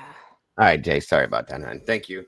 Um, Well, I was just saying like how um they were saying like Kaylee's murder in particular was very personal, and as it went on I remember when I came to you, Dago, and I was like I think that it has to be somebody that they knew well. So like why are we 2.5 years later still can't find a connection to Brian, to these people? And they even friends on Snapchat or Instagram or anything? Like they've never no, found anything like that? there was no connection between Brian and any of these victims in any way, shape, or form. That's Um, weird to me. That's weird to well, me. it's one of the reasons that tells you no. There was no. How did he go to them if he didn't know who they were? And then you have they had to hurry up and cover that, okay, because it was known that there's no connection. So then Bill comes out and says, "Well, it looks like he may have even just chosen this house right before he did it." What? Sit down. Shut up. Okay, Yeah. that's insane. Now they're trying to say that they don't know who the target was when initially they did say that before, and that the house itself was the target, and that there was no premeditation, and that he may have just chosen the house right before he did it. Are you kidding me? You don't get to backpedal like that, sir. I'm sorry.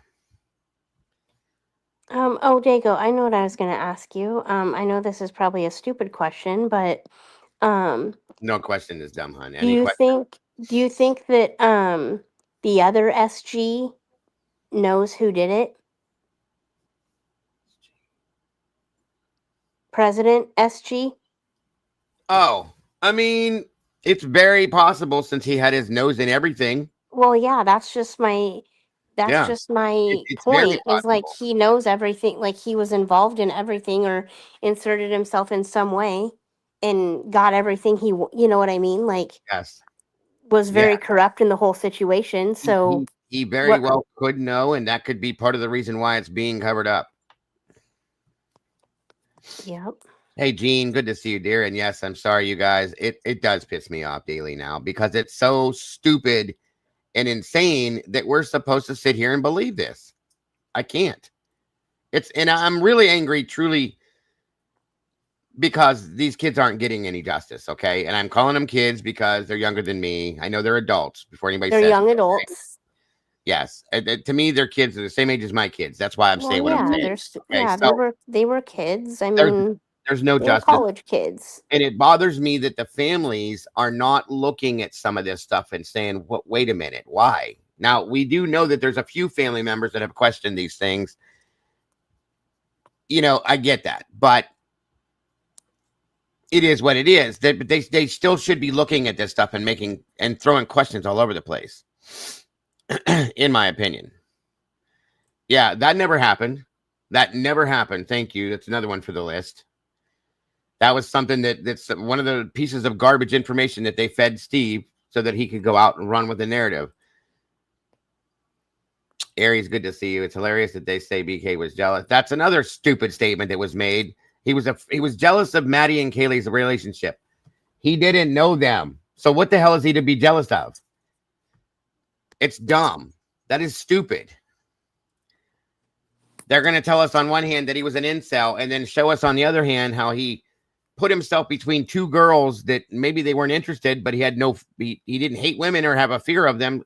He had enough gumption to sit down and talk to him and not catch the hint because he's autistic, So that's what I'm saying. They're so insane with the things they're telling us. It's ridiculous. And the timing of everything is just way, way off. Like they how they said, oh, like all that, the Dateline stuff, I think. Like all the girls coming forward saying he was awkward and this and that. That came out after the Dateline stuff. That all came out after he was arrested. Yes, it did. They knew So, at that you know point. what I mean? Like that's just Right. Let me show this. I forgot this earlier, guys. I got rolling. Let me show you this real quick.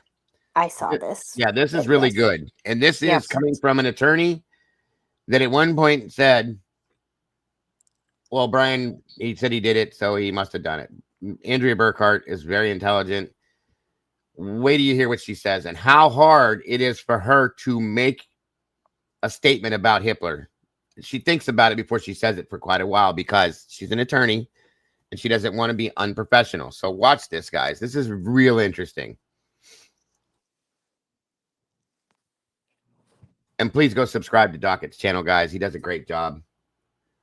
He's part of our community now, and he does amazing things. So please go check him out. For our content, please help us out by hitting that like button or leaving your comments for us. And don't forget to subscribe to stay up to date with the latest court filings. As more information continues to come out about the Brian Kohberger investigation, it feels like most of the attorneys who were covering this case early on have moved on. They've shifted to other cases and stopped weighing in with legal analysis about Brian Kohberger or the investigation that led to him ultimately pleading guilty to avoid the death penalty. And in some ways, that makes sense. Legally, the case is closed. For many attorneys, there's simply nothing left to argue in court. But for those of us who have felt that something was wrong since the very beginning, that there were serious issues in how this case was handled, those feelings haven't gone away. If anything, they've only grown stronger as new information continues to come out. For every new record, every new document, it just seems to raise more questions than it answers. I want to encourage you to go and check out a video posted by Christie's Chaos. I've linked it in the description below. It's one of the clearest pieces of evidence I've seen suggesting that video evidence.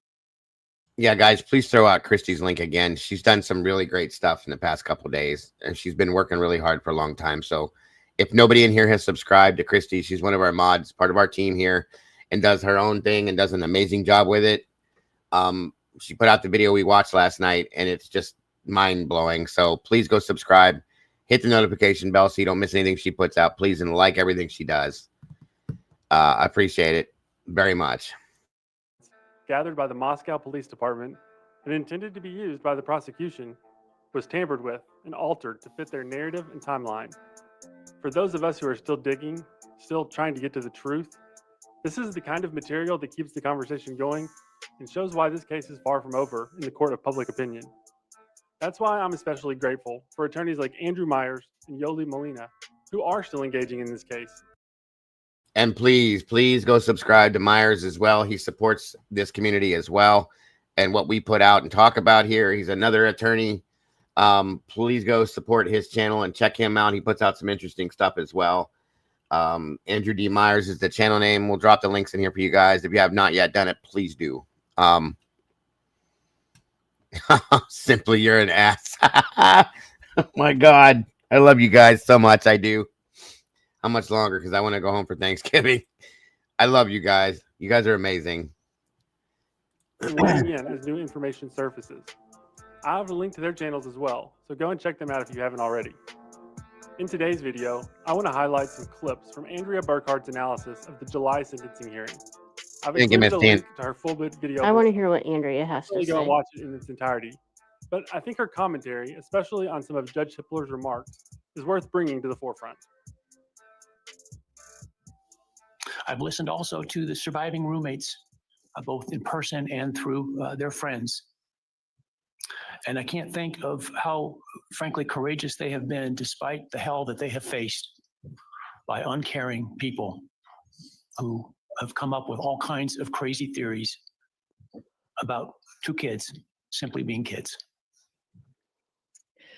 Well, I'm going to pause it here because, of course, the judge's remarks are quite strong. And, you know, Judge Hippler is in many ways kind of, I consider him almost like iconic for a certain type of rural Western judge. Like,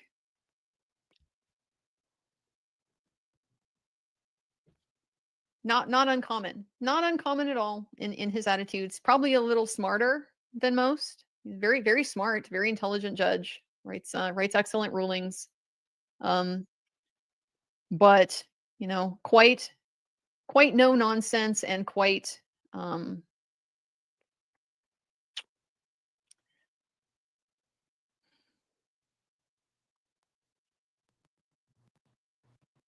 What I think is hilarious is the look on her face and the length of time it takes her to be able to make a clear statement. That's what it tells you the truth. well, he's good at judging, isn't he? He's good at judging.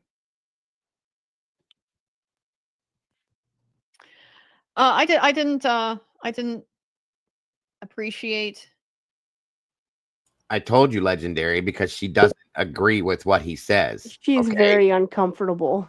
Very uncomfortable. And I told you she tells it I about. know Andrea, and I know how she is, Yeah. and she's usually very talkative and confident and clear and concise. Yeah, and that's she why is not any of those things right now. trying to find a way to say this without being insulting per se, but it's very hard to do that, as we can tell. Welcome, Terry. Thank you for joining us tonight, hon. Hi, can you hear me? I can. Yay. Thank you for being here. Hi, Terry. See. Whoa. You all right? Are you all right, Dago? That wasn't me. Oh. Somebody must have bumped their microphone. That's all. Oh. All right, we're on. We go. Here we go. Watch the faces and listen to what she says, because it's quite interesting. The inference that if you have theories in the case, it's because you are uncaring.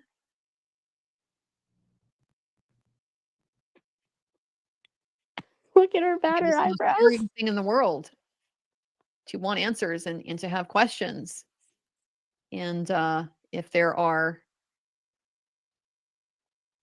narratives that don't seem to be maybe supported by the evidence, that you would question those, even if they're coming from law enforcement, from police.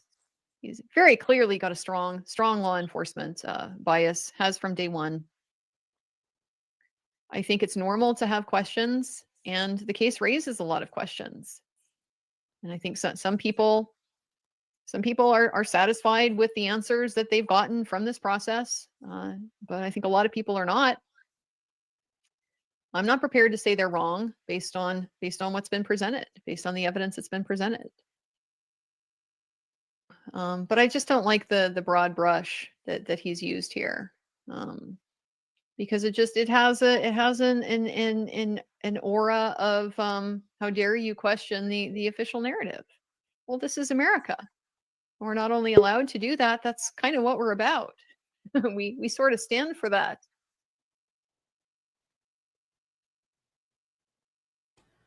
You're good, bud. I can see your face. You can turn your camera off if you want to.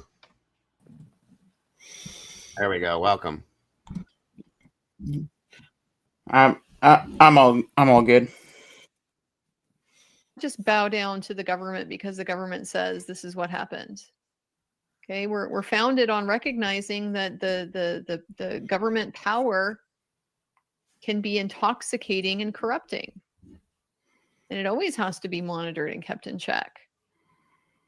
So asking questions. Okay, real quick, because Rach is making, and I'm going to start to this because of people's comments. They make sense. By the way, first off, welcome, Dylan. I think your name is. Good to have you here tonight. Appreciate you joining us, sir.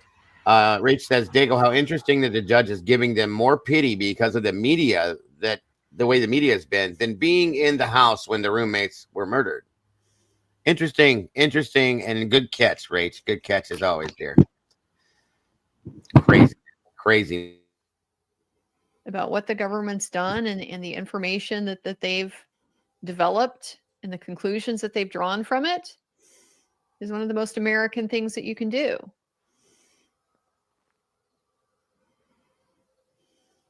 And if you care about justice and getting it right, I will say it again, say this many, many times. Skepticism is scientific. If you are not asking questions, you're not engaging in the truth-finding process. As we sit here today, this case is ending, and we are now certain. Great job, Docket. Guys that are on panel with me, do me a favor and mute while this is playing because some of your background noise is coming through, please. And thank you. Other than that, you guys are great. I appreciate you all being up here. We'll get to talking about this here in a minute. And again, there's Docket right there, the guy that put this together. Amazing job, brother. I appreciate this very much. And guys, please go check out his channel as well. That doesn't make sense, Legendary. I know I've had quite a few people jump up here with an iPhone. I don't know why it doesn't work for you, bud. I'm sorry to hear that, though. Who committed these unspeakable acts of evil, but we don't know, and what we may never know is why. I share the desire expressed by others to understand the why, but upon reflection, it seems to me, and this is just my own opinion, that by continuing to focus on why, we continue to give Mr. Kohberger relevance. We give him agency and we give him power. The need to know what is inherently not understandable makes us dependent upon the defendant to provide us with a reason, and that gives him the spotlight, the attention, and the power he appears to crave. Of course, certain things are unknowable, but other things are very knowable. For example, how? How did he do this? One person in the time frame that's been provided, without apparently knowing who any of these people are, being in the house before. You know, typically you would like know the layout of the house. You would know the habits of the people. It's part of like the prep that you would do if you're premeditating a crime. And it doesn't appear that he did that. The absolute savagery that was perpetrated, but not a scream, a few like muffled thumps, some descriptions from Dylan, you know. Good night, Beach Babe. Have a great night, hon. Hope to see you tomorrow. And Julia, I'm sorry to hear that you had to have that experience. That's probably horrible. I'm so sorry. I'm grateful that you're here with us, though. Appreciate you very much. Like noise, but nothing raising the alarm. He's not injured in the course of any of this. And again, you know, the lack of any kind of transfer DNA, there's no footprint, there's no trail, like nothing. How? That's knowable. Okay, that's very knowable.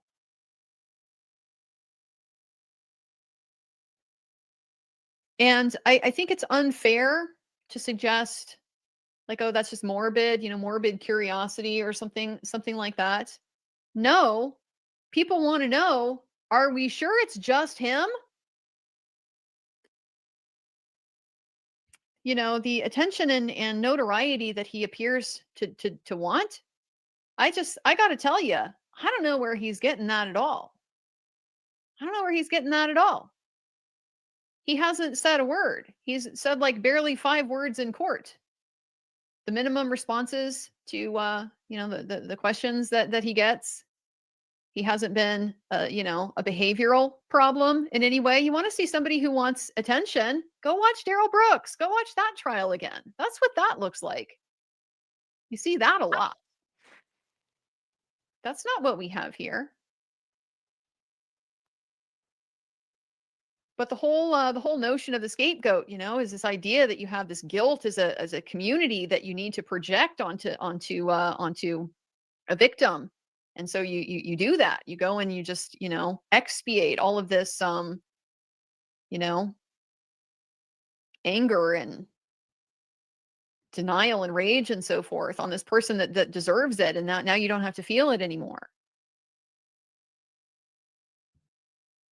And so if you don't care about the answers to those questions, I mean, that's fine. You don't have to, but it's just very inconsistent to me to not care about the questions, but also have like real strong opinions about the answers to those questions. I would be shocked, for example, if Brian Koberger tried to like write a book or do an interview or anything like that. Oh yes, I know there's issues with like Idaho has a Slayer statute, basically a special statute that says if you try to make money off of your crime, you're not allowed to. It has to be paid to the AG. It goes to the victims, things like that. Now I have a million questions about how that gets enforced, but nevertheless, let's just say yes, I recognize that that's friction. But even absent any kind of benefit to him like that. I'd be shocked if that happened. And I mean, I'll tell you why. Like, if the whole theory here, the whole theory of motive, which we don't know, and apparently we'll never know because nobody's going to ask, is he wanted to like commit the perfect crime or something like that. He just wanted to murder. He's a monster. He wanted to murder. He wanted to get away with it. He thinks he's better than everybody else. I mean, I don't think I'm too far off base, like characterizing a very common type of theory that I've seen out there. I wouldn't think he'd want attention given how badly he failed. Right? Like, if your goal was to commit the perfect crime, you did not commit the perfect crime because you're here admitting you did it. No, you wouldn't give interviews and write books and something like that. You would fade away into obscurity. You would like try to be forgotten, wouldn't you?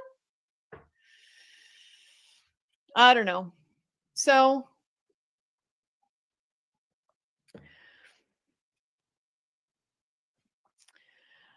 I just find that comment by the judge, he appears to want attention.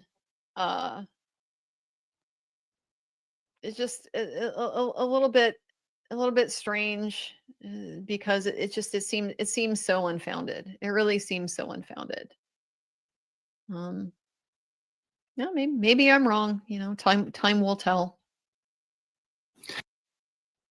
All right, I'm gonna pause it there for a minute. I agree with her. Dylan, again, welcome, my friend. Sorry to hold you out for so long, but I was just trying to get through some of that. First off, I love your hat, bro. Nice hat. Second off, how are you tonight? What can we do for you, sir? Doing pretty good. That background noise might have been me. That's okay. We're good. Kind of live close to the road. Yeah, we're good now. We're good. Yeah. Brian's not gonna write a book or do any interview. Nope. Because he knows as much as we do.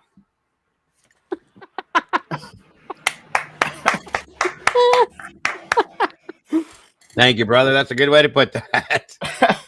I mean, put that. Oh my God, that's perfect. It is. It's the best way to put that. I mean, it's the more that comes out, the more he looks innocent. And in the FBI crime labs that came out a couple days ago, it just gets worse and worse for Hitler, and I can't fathom how in the world Ann Taylor and Brian Koberger take a deal. We're all stumped on that, and truly,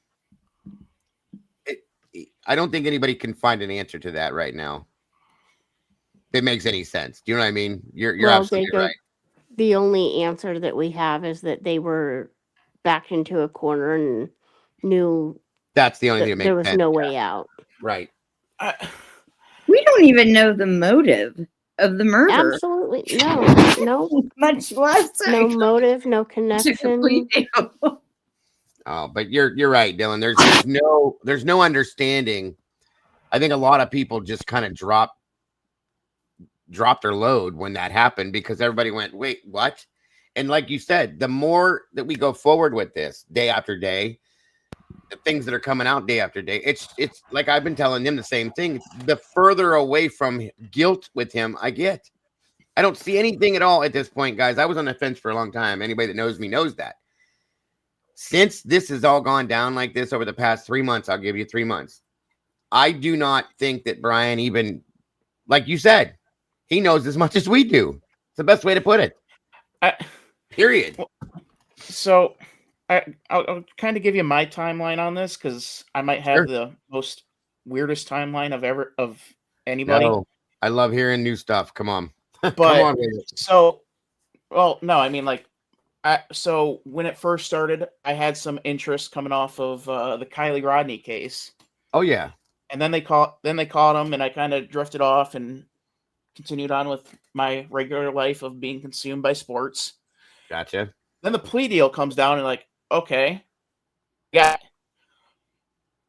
okay, no, nothing there, not. What are they going to trial with? Like, the trial. I think we all wanted a trial, and it's so odd to me that, especially after what came out of there being another more being blood on the back of the knife sheath, that like not even Nancy Disgrace or Ashley Banfield or even Megyn Kelly like pointing that out, like, hey, what's that? Mm-hmm. And yeah, Megan's even asking questions now. I don't know if you saw that. She is asking questions, but she's not quite asking the right questions. Right. She's still on the wrong train. I agree with you. But it's, I try to look at this because the psychology of it is what interests me the most.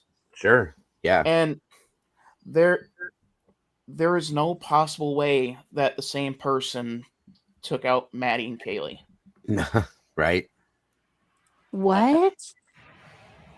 Oh yeah. Yeah. I agree with you. Multiple people. I mean, you look at least from what we know about Maddie, it was quick, calm experience. Mm-hmm. And then Kaylee was a fit of rage. Yes, sir. And Xana was too. I think Xana's was more because Xana was defending herself so tremendously.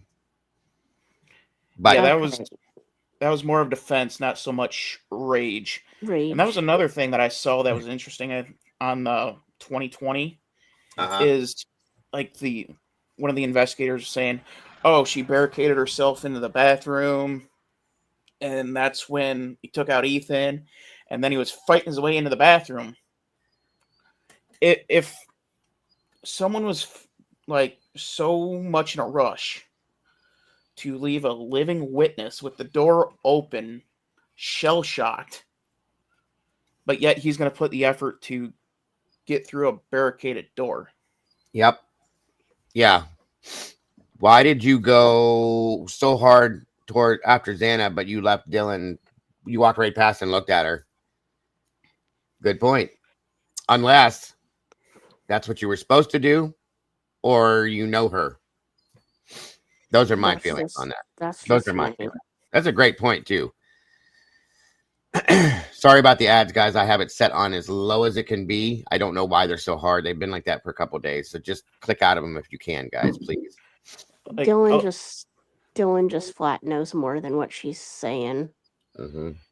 I mean, that's my only. Agreed. Her and maybe Bethany too. I think Dylan knows more than Bethany does. In my I think Dylan knows more than Bethany, but yeah. But no, that's a really good point, Dylan, to bring that to the table that way, because it's true. I mean, if he really went after her that hard, why did you walk right past somebody else? If it's because they saw you, no. And that's why I think everybody questions her, because you saw her. He saw her. Whoever that person, that one of many saw her. Because we can assume that the weapon went out the door with the person. Of course. If you walk by somebody, you have a weapon, they don't, you're in control. You can do whatever the heck you want to them. Right, and she can shut and lock her door all she wants. If this was they could have kicked her door in to get to her, truly. Oh, yeah. Yeah, and the funniest way that I found out that part, because I don't watch 2020 or pretty much any of the Idaho docs. Mm-hmm. But the funniest way I found out is someone who is firmly believing that Koberger is guilty. She goes through that whole spiel. Now it makes a lot more sense. I'm like, huh? Right.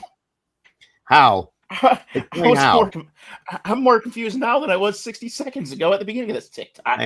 Thank you. Yes, sir. Absolutely. Exactly why what the is it Prober? I don't know, the people that think he did it. Please share with us what your friend told you, because I would love to know where they're getting their thoughts from. That's actually a good question, Terry. I think you're having problems with your mic, Terry. It keeps making really loud, like static noises. But yeah, Dylan, what if you don't mind, like referencing what she says to you, because in the mind of what we call a guilter per se, what is it that she says? It was yesterday, so I would have to dig into my phone. That's not here. No, don't. If it's like that, don't worry about it, dude. I mean, it's probably the same thing we hear from everybody, I'm sure. But yeah, it was like, oh, that makes sense on how Ethan didn't intervene or like, so it was Xana was the one that went up the stairs, saw Brian, ran back down the stairs. Brian chased her. She went to the bathroom. He saw Ethan, took out Ethan, and then fought his way through the door. Which, again, the crime scene in 12 photos. minutes? All this happened in 12 minutes? Well, 90 or seconds. 7 or 8 or whatever?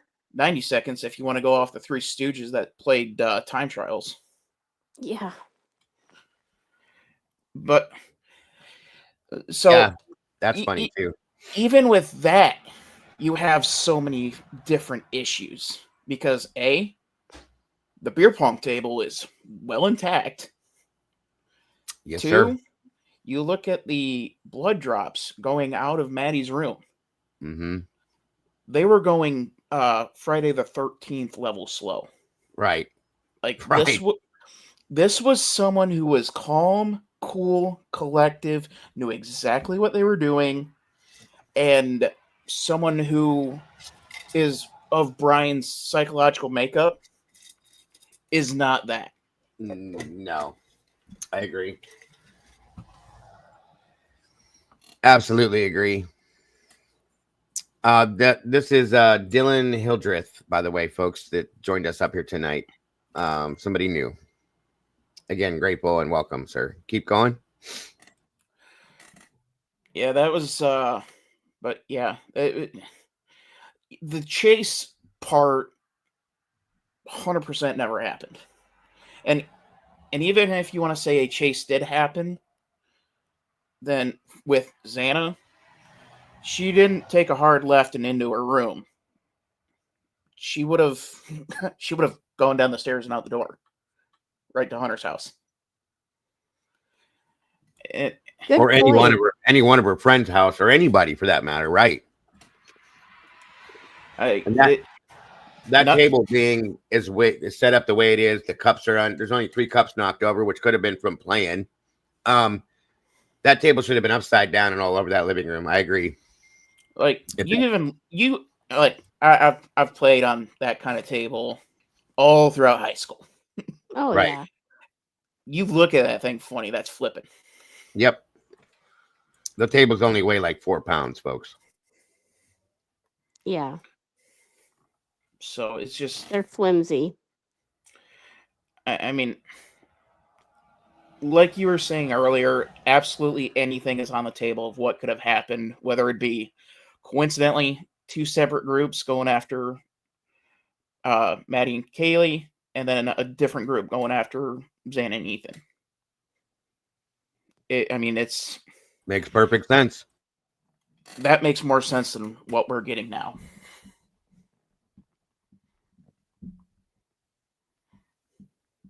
Agreed. And Rach says she's right. In the night before, for the fake formal they were going to have, the beer pong table wasn't there on the second floor in the pictures they had. So that's absolutely true. Good catch, Rach. Yeah. Good point. So wasn't the entire reason for Kaylee coming back was to go to that formal? To go to the formal. Sir. But guess what? Kaylee couldn't go to that formal because Kaylee was no longer in the sorority. So why did you really go get her, Dylan? Because you would have known she couldn't go to the formal because of not being in the sorority. Well, you want the logical reason or the or the reason that you'd get from Brian Enton? Let's get him. Let's hear them both. Let's hear them both. The logical reason. The Sure. logical reason of Dylan. Make sure she knew exactly where she was for the big event. Exactly. There you go. There you go. She was told to get her to come back there, in my opinion. Control factor. Brian Enton's reason would be, oh, it was an honest mistake. What was an honest that she didn't know that she that couldn't Dylan go wouldn't because have known. That would be Brian Enton's reason. And that's bullshit because they know the rules and they're drilled into their heads, period. She would have known in every aspect that was not allowed. So they give these kids too many excuses to ride on, and I'm so tired of it. Jago. Yeah. Have you ever?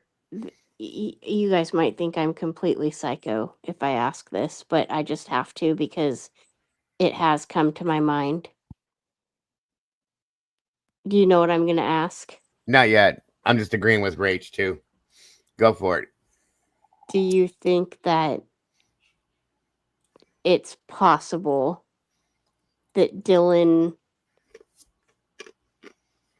maybe had a crush on Kaylee?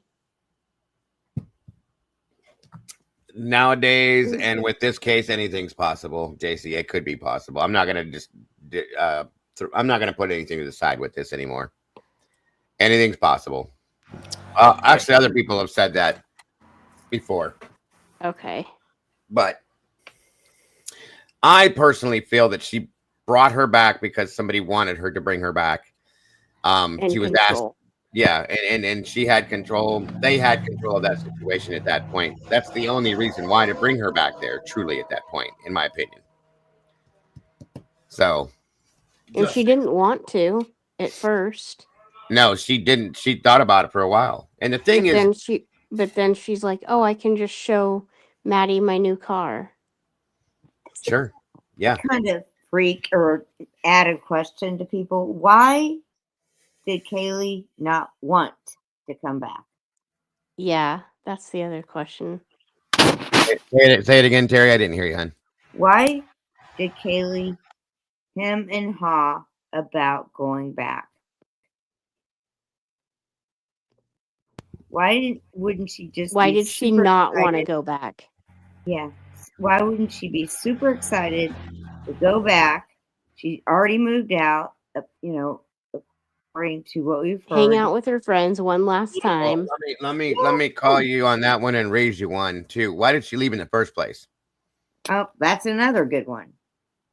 She was graduating that Tuesday. Her friends are there. It's the end of your college career. The best time in your life, per se. Why go home now? And she didn't even go home. She went to her aunt's house because she was estranged from her parents at that time. They hadn't spoken. How long had she been home for? Or in her aunt's house for? I've heard different versions of it. I've heard it was a couple weeks. I heard it was a week or a couple weeks, but that's all I can to give you on that. I don't know absolutely for sure. We don't know that. Miss Christy's birthday party? I believe I heard that too. Yes, I did hear that. She wanted to go show off her new car, but that was only after Dylan went and begged her. She called her, and Kaylee said, "I don't think so. I don't want. I really don't. I got things going on. I don't really want to come back." Then she drove to where she was 2 hours to go beg her to come back for this. That's weird. And then that's beyond weird. And then they never go to it because they were saying they were shoving it in the sorority space because, you know, Kaylee left the sorority for a reason. But Dylan was still part of the sorority. So that doesn't weigh out on both sides, in my opinion. Well, they were in two different sororities. I think Dylan and Kaylee were in the same. I thought they were too. No, Dylan was a Pi Phi and Kaylee was a Kappa Gamma or something. Ethan's sister was in the same sorority as Kaylee. But then the rest of the girls were Pi Phis. Okay, well, that part I was misinformed on it, but either way, still, it's still very weird. Rach says, I think she left to go get her car. She went back to King. She was planning to stay there. And that's another thing that just came out. I don't know if you heard that too, Dylan. In Bethany's interview, that she throws the bombshell out there that she believes that Kaylee was just decided not to go to Texas because she wanted to stay there with all her friends. So once again, why did you leave in the first place, Kaylee? I got many things on that whole interview. Oh boy. So I went to college for sportscasting, which includes interviewing, asking questions, asking the right questions. Right. And I know that the police are trained to do very similar things. Absolutely. And how in the world are you? I don't know how you're not asking any follow-up questions other than not even 2 hours after the police rolled up. The script is already laid out. Mm-hmm. That is the only reason. So, and the only thing that makes sense in this whole thing is those undercovers are the ones that one of them, if not both, are the perpetrators, and MPD is in scramble mode to try to cover it up, and the FBI, ISP are. It's interesting that you said that, because if we're to believe Molly McMurphy's statement, okay, if we're to believe that, at one point she states, did you say Molly McMurphy? Sorry, I can't help myself. I got to throw a little comedy in here somewhere. If not, I'll just be pissed off all the time. But we'll drive ourselves nuts. Okay. At one point she states that she sees the tan sedan go by with the spiky red hair guy with his Tesdale. Where was Rosendahl at that point? Was he not in the car? And if he wasn't, where was he? Probably playing peekaboo with Molly on the third floor. Just saying, folks, something's weird with that too. We don't know. And I'm not going to put that out there, but it's something I've thought of hardcore, just so you know. Just saying. So. Well, I had something in chat, and just, it could be completely wrong, but it's a theory. I mean, it's a theory. What's the possibility that they actually were shot, and since bullets you can trace back easier than like a gun or a knife, that the reason the wounds didn't match, and they're like gouges and tears and stuff? What if they took out the bullets and made it look like a stabbing. It's very plausible, Terry. It's very, very, very plausible in my opinion. It could have been. It could have happened. Like I said, you guys, I don't put nothing past anything with this case anymore. It very, very much could have happened, in my opinion. I mean, that would make it doable for one person to do it in that short of time. Oh, 100% it would if it was one person. Yeah, I'm not. I mean, I don't. I'm just saying. But we don't hear. But we don't hear anything. So they would have to have a silencer for sure. With how sensitive the 1112 door cam is, we would have heard something even with a silencer. And that's 100% true. But again, we also would have heard a lot of other stuff on that camera than what they gave us. And they've given nothing to us on that. Nothing. Okay? Because I guarantee you that there is so much more that we don't know. So like there's more time on it. So anything could have happened at any given point in time that we don't know. And who knows if it happened at 11:22? Well, a lot of people have said that, and that's a lot of work to do this somewhere else and move it somewhere else, move it back to that house.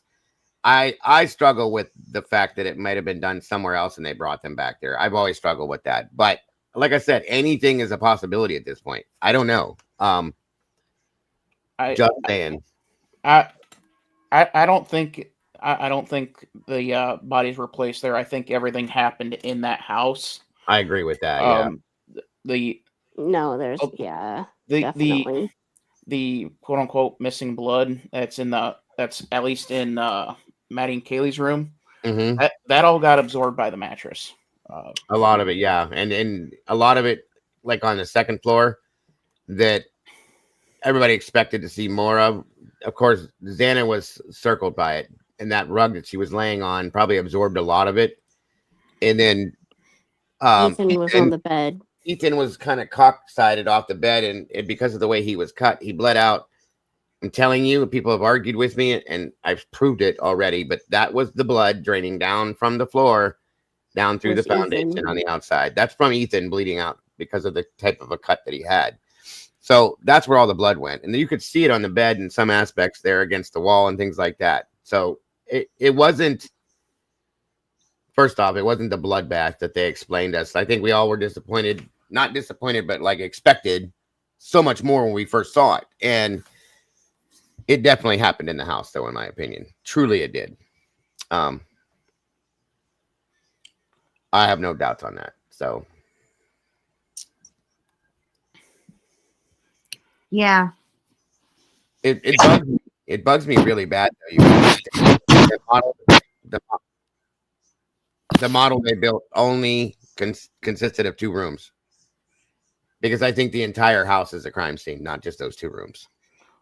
Yeah, that alone kind of points more towards the cover up, because if you only got 2 rooms, that's a crime scene, then you're not obligated to show anything on it that happened in the kitchen, what's in Dylan's room, what's in Bethany's room, what's here, what's there. Right, and I think they had to keep it in those 2 rooms because that is what the narrative brings us. Okay, I think the cleanup consisted of any trailing between the rooms, possibly, is where the cleanup came into play, because it was probably way worse than that. And they just, they cleaned up for the most part, most of whatever they had to, and maybe missed some stuff, of course, because they're not perfect. So yeah, I feel strong on that one. Welcome back, Hemisphere. Good to see you, bud. Well, it's almost like they cleaned around the mess. They cleaned the blood, but they kept the normal party mess there. Oh, so yeah. It's right. Out of place. They only cleaned up the specific parts of it that they didn't like clean up the beer cans and all the other shit. They just cleaned up the spots that they needed to. I have no idea why, Rach. It is a good question, though. And what are the odds that they pass a polygraph? Oh my God, I would love to see that happen. You mean they didn't have to they haven't even done that? I don't think they did. I've never seen anything in any Oh, reports about it, but No. wouldn't you think they should? immediately. I would think. I know it's not applicable. It's junk science, whatever. It would still show. Everybody should have. It would show something. Everybody. Yes. That was Emily, Hunter, Josie, Josie, Bethany, every one of them should have taken a polygraph. everybody. Hey, I'll take one right now. Right. I think the next time I come up, the second line is going to be not that Dylan. Right. Right. Good Not point. that Good Dylan. point. Oh my God. It really makes me wonder, because I get it. When I said this before, I've had people tell me that the reason Adam didn't come over with Jack is because he took his girlfriend home. But let's just think about it. Talk about rubbernecking. Do you really think his girlfriend wants to be taken home when all the cops are out in front of their house? She's probably like, no, let's go see what's going on. I would imagine everybody. Jack didn't have anybody there. I mean, he was basically by himself. Yeah, and I would imagine everybody would want. I even said that I was surprised there weren't more people out. Like I said, any of the scenes that I've gone to, responded to, the whole neighborhood's outside watching what's going on. You know what I mean? And there was not many people. Here and there, people would pop up, but not a whole lot of people out there watching what was going on. And it wasn't that it was early in the morning; it was like noon, and then later, and everybody had gotten all their Snapchats and Instagrams and Vandal alerts and all that. There wasn't that many people out there that we could see in the body cam. It was kind of weird to me. Yeah. Where did Adam live from them? Do we know? He lived with Jack. He was Jack DeCore's roommate, right up around the bend up the hill. Oh. Didn't know that. Yeah. It's interesting. Do you guys ever get the feeling that Adam is being extremely guarded? I mean, we don't see pictures of him. We don't hear much about him. We haven't really heard anything. Nothing at all. Nothing at all. And It's he's crazy. the name that's mentioned. And what did you tell Adam? There's nothing about him, really. That should have been one of the questions done in the interview with him. The main question. What was this conversation about? Yeah. We've heard he was working. We've heard he wasn't working. We've seen a picture of him sitting on a stool, and we don't even know if that's the right night. And then his best friend's girlfriend or ex-girlfriend, it gets, slaughtered. And then he ends up with Kaylee's job in Texas, from my understanding too, which is kind of odd, but just saying. Yeah. And he doesn't come over there for support. Good question, Terry. Truly don't understand that. And the dude has come almost non-existent. He stayed out of everything. Okay. Well, yeah, I mean, no one. I mean, I feel like he should be not working with the other guy. That nobody's allowed to say his name. Who? Not Perky. The other guy. I always forget his name. Oh, Jack Showalter? No, one of the owners in the real estate. Oh, Dan Estes. Yeah. And you're not supposed to say his name. Well, I feel like it's like that with Adam. Yeah, there's a lot of people that don't want to say their names and don't want. Yeah, I agree. It's pretty crazy. Let me run some more of this real quick, guys, and we'll talk a little bit more here. Okay. And don't go nowhere. Hang out. I'll be running the rest of this, because the rest of the statements that she makes on here are quite interesting. Okay. Yet, even if I could force him to speak, which legally I cannot, how could anyone ever be assured that what he speaks is the truth? Do we really believe, after all of this, he's capable of speaking the truth or of giving up something of himself to help the very people whose lives he destroyed? Rather, I suspect the so-called reason would be dished out in enticing, self-serving, and aggrandizing, untruthful bits, leaving people wanting more information, more insight, and thus enhancing even further the power he seeks to hold. Even if we could get truthful insight into his why, I suspect it would not in any way quench one's thirst for actually understanding why in the first instance. Because there is no reason for these crimes that could approach anything resembling rationality. No conceivable reason could make any sense. So again, if we're getting to like the psychology and the motive, it's not necessarily about making sense. Like you don't necessarily expect what makes sense to somebody who would commit an act like this to make sense to people who, you know, would never even be able to imagine doing something like that. It's not about being rational. It's about understanding. It's about just having the information. And well, I do want to say real quick though that you believed Brian enough to take his plea, but anything besides that you can't believe, huh? Okay. Just want to throw that out there on top of that. And do with it what you will. I just have a hard time seeing how knowledge is bad and how, okay, yeah, it's going to be self-serving. People are always self-serving, guys, like pretty much everything, most of the time. Okay, there's some room for altruism. Sometimes we're altruistic, we're not self-serving. But most of the time, yeah, we say things that we think put us in a good light. We put stuff on our social media that we think makes us, you know, look good. We don't put our, you know, first thing in the morning selfie on our Instagram. Like, yes, of course you're self-serving. You're also a self-serving, Judge. Like, that's just a thing. It's not like, it's just how humans are. We have egos.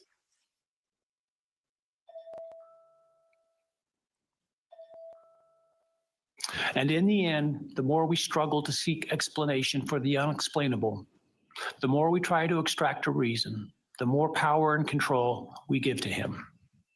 In my view, the time has now come to end Mr. Koberger's 15 minutes of fame. It's time that he be consigned to the ignominy and isolation of perpetual incarceration.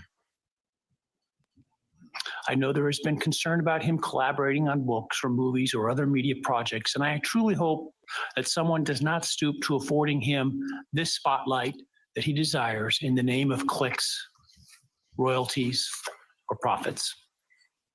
While criminal behavioralists should study him away from the spotlight in an attempt to prevent other would-be killers from acting on their worst impulses, there should be no need for that to spill over into the public eye.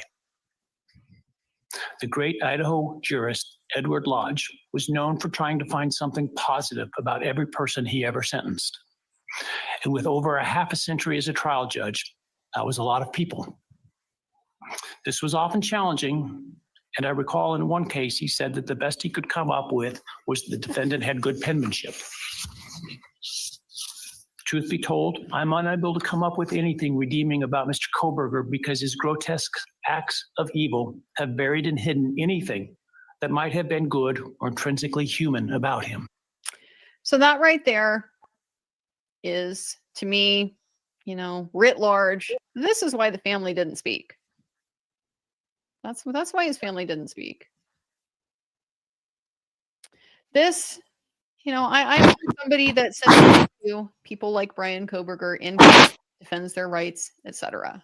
To me, this is a remarkably unsophisticated view of the world and of humanity. Very incurious. I don't know who Brian Koberger is. I really don't. But I just have a hard time believing that anything and everything Brian Koberger has ever done in his entire life is bad and evil.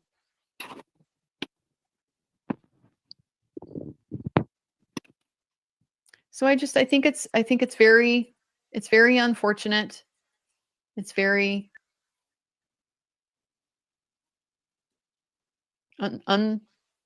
unsophisticated. I just don't know how else to put it. Just no No nuance there. Very, very black and white. Brian Koberger has a black hat, therefore he has always had a black hat, always will have a black hat. And I think that that's unfortunate, because I think if you don't understand what brought people to this point, I don't think you have a good sense of what justice is and whether you're doing it. And you can't always do it. Again, you can't make up for crimes like this. You can't atone for them. But sometimes crimes like this are a much, much bigger tragedy than they appear on the surface, because of what led up to them being perpetrated in the first place. And it's just a shame to overlook that. I remand the defendant to the custody of the Idaho State Board of Corrections for to be imprisoned in an appropriate facility in execution of the sentence, where he will remain until he dies. Though you've waived your right to appeal, you do have a right to file a notice of appeal, and any such appeal must be filed within 42 days of the date of the written judgment, which will be entered shortly hereafter. Though the appeal, you should be aware, may be deemed a violation of the plea agreement, and so I certainly suggest you discuss that with counsel if that is your desire. I ask the media and public present to allow the families to be escorted out first before they leave. Again, thank you to everyone for your stories today. I am strengthened by them, and I am encouraged by your humanity and strength, and God bless you. We're adjourned. So that was that. Again, conclusion kind of foregone from a legal standpoint. Not particularly interesting. Yeah, I mean, he's got a right to appeal. You can waive it, kinda. Don't expect him to exercise it. However, I talked about that at the beginning of the live here, kind of what some of the extremely narrow pathways are to be able to appeal after a guilty plea where you've waived your right to appeal. So nothing obviously present there. I am not anticipating it, but it is possible. The reason why it's important, though, is because that's going to set the timeline for what the judge has said is going to be his process for unsealing a lot of the documents that have been filed under seal in this case. So that was very much an issue, right? Part of the the problem with the lack of transparency, the reason for all of the theories, the reason for the questions, and so on and so forth. So much information being kept from the public, and the justification for that was always, well, we have to preserve Brian's right to a fair trial. We can't taint the jury pool, can't have too much information out there, particularly evidence that may not ultimately be admissible at trial. Well, that justification is done now, okay, because the case is over and we're not having a trial. So that's no longer a justification. The only justification for continuing to keep things sealed are independent justifications that are typically based on privacy, all different kinds. You don't put people's social security numbers and their phone numbers and things like that out there. There's going to be other things like, again, the third party culprit, the alternative perpetrator, as they call it in Idaho, that motion and the evidence supporting that motion and so forth. We're really not expecting a whole lot of that to be public. If it is, it's going to be very heavily redacted. And that is because the reason why there's limitation on alternative perpetrator evidence in court anyway is because that can have real impact on innocent people being named as a potential suspect in a court process. So what Judge Hippler had said is that he's going to go through he's going to let the time period for appeal elapse and then start the process of releasing the documents that have been sealed. It's going to be a process that he works in concert with the parties on. They go through and kind of identify what still needs to be kept private and what doesn't. And so there should be kind of a rolling process, I would imagine, of information. Which she claims she believes is weird. I looked that up, okay, myself, after seeing that. It is odd that the judge has to be in charge of how they do that. He doesn't have to do that. He's choosing to do that. Okay. He wants to have control over all of this. And going back to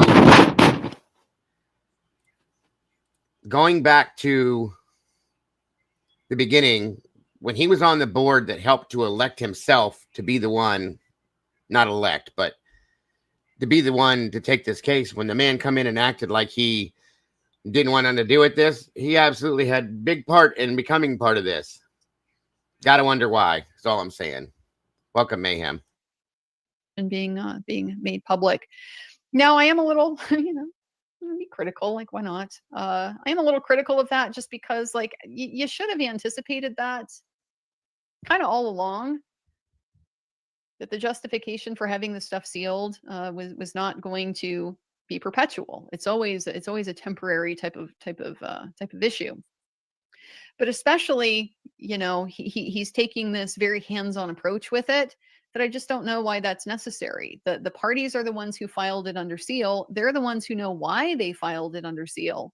It just seems to me that you would put the laboring oar on the parties to show, like, what should not be unsealed at this point in time, and why. I don't know. I don't know why the judge would need to go through and kind of like take the lead on making those types of determinations. But hey, if it doesn't take almost a year and still not getting information, like is happening in Delphi with the trial exhibits and stuff, that would be great. So it will be an improvement. 42 days, much better than almost a year with still nothing.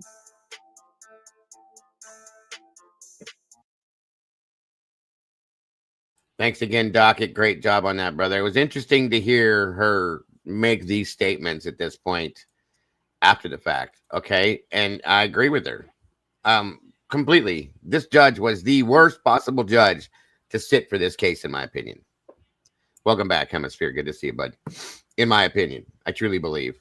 So again, Docket, thanks for putting us out, buddy. I appreciate it. Great job as always. I think Gall might have been worse, but at this point, I said earlier, but I don't know. This guy makes Gall look like an angel in some senses, but you're right. They both did the same type of things in some sense. So. Yeah, they truly did.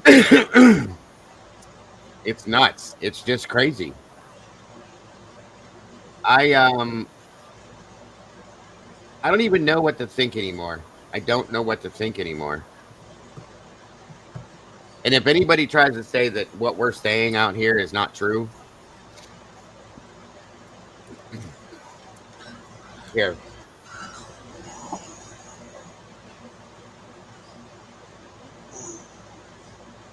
You muted. You're muted. Sorry about that. If you don't see it, like I said, you can borrow my glasses, but you need to take another look because it's all right there. I just don't think that it takes much common sense to question some things. You know what I mean? Like, that's all. That's it. That's all. And not at this point. No. Well, and if you dig deeper, then the more questions you're going to have. JC, I couldn't agree more. They skipped around the main question. Yep. Every one of them. Everything of any importance has been bounced around. Completely. They've gone around it in every aspect that anything that shows anything different than what the narrative that they're running with. They go around it. And like I said, everybody's been questioning the families. Like, why aren't you looking at these documents and making the same assumptions or coming to the same conclusion that we are?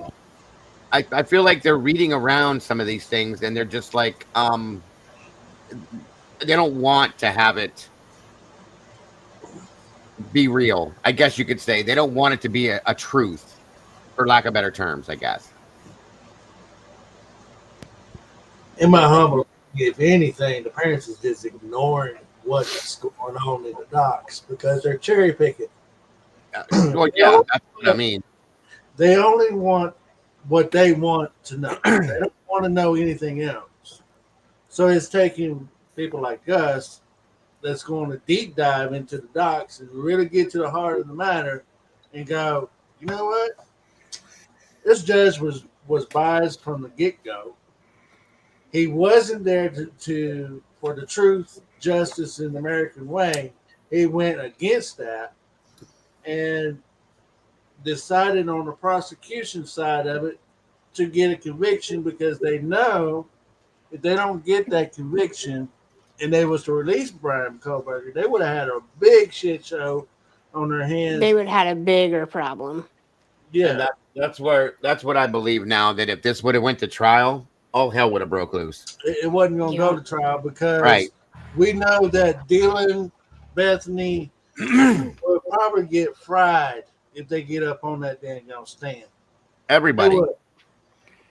If this Yeah. case would have gone to trial, MPD would no longer exist. Everybody would have been fired.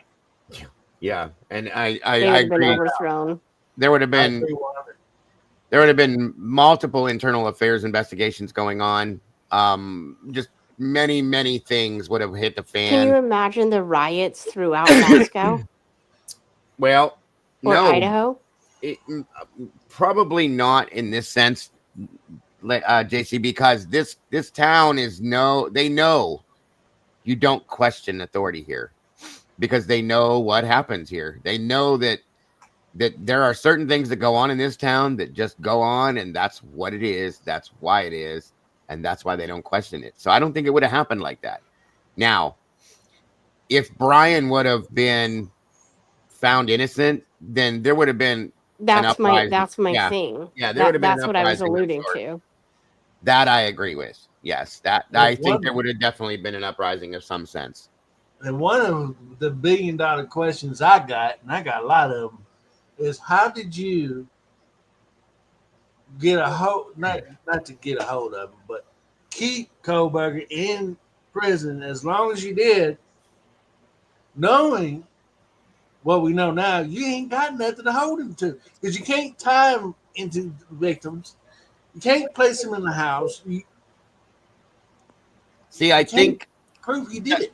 That's a good point to bring up too, Hemisphere. I think that's part of the thing. Okay, folks. I think that they had him 2.5 years. They rode this. Okay, they jumped on it and they rode it for 2.5 years, as I always call it, the propaganda train. Okay, to make sure that they had him. That was the whole way that they did this. Okay, if you think about this, and as I've said it before, I'll say it again.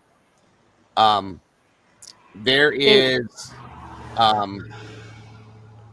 oh hell, what did I call it? The pathway.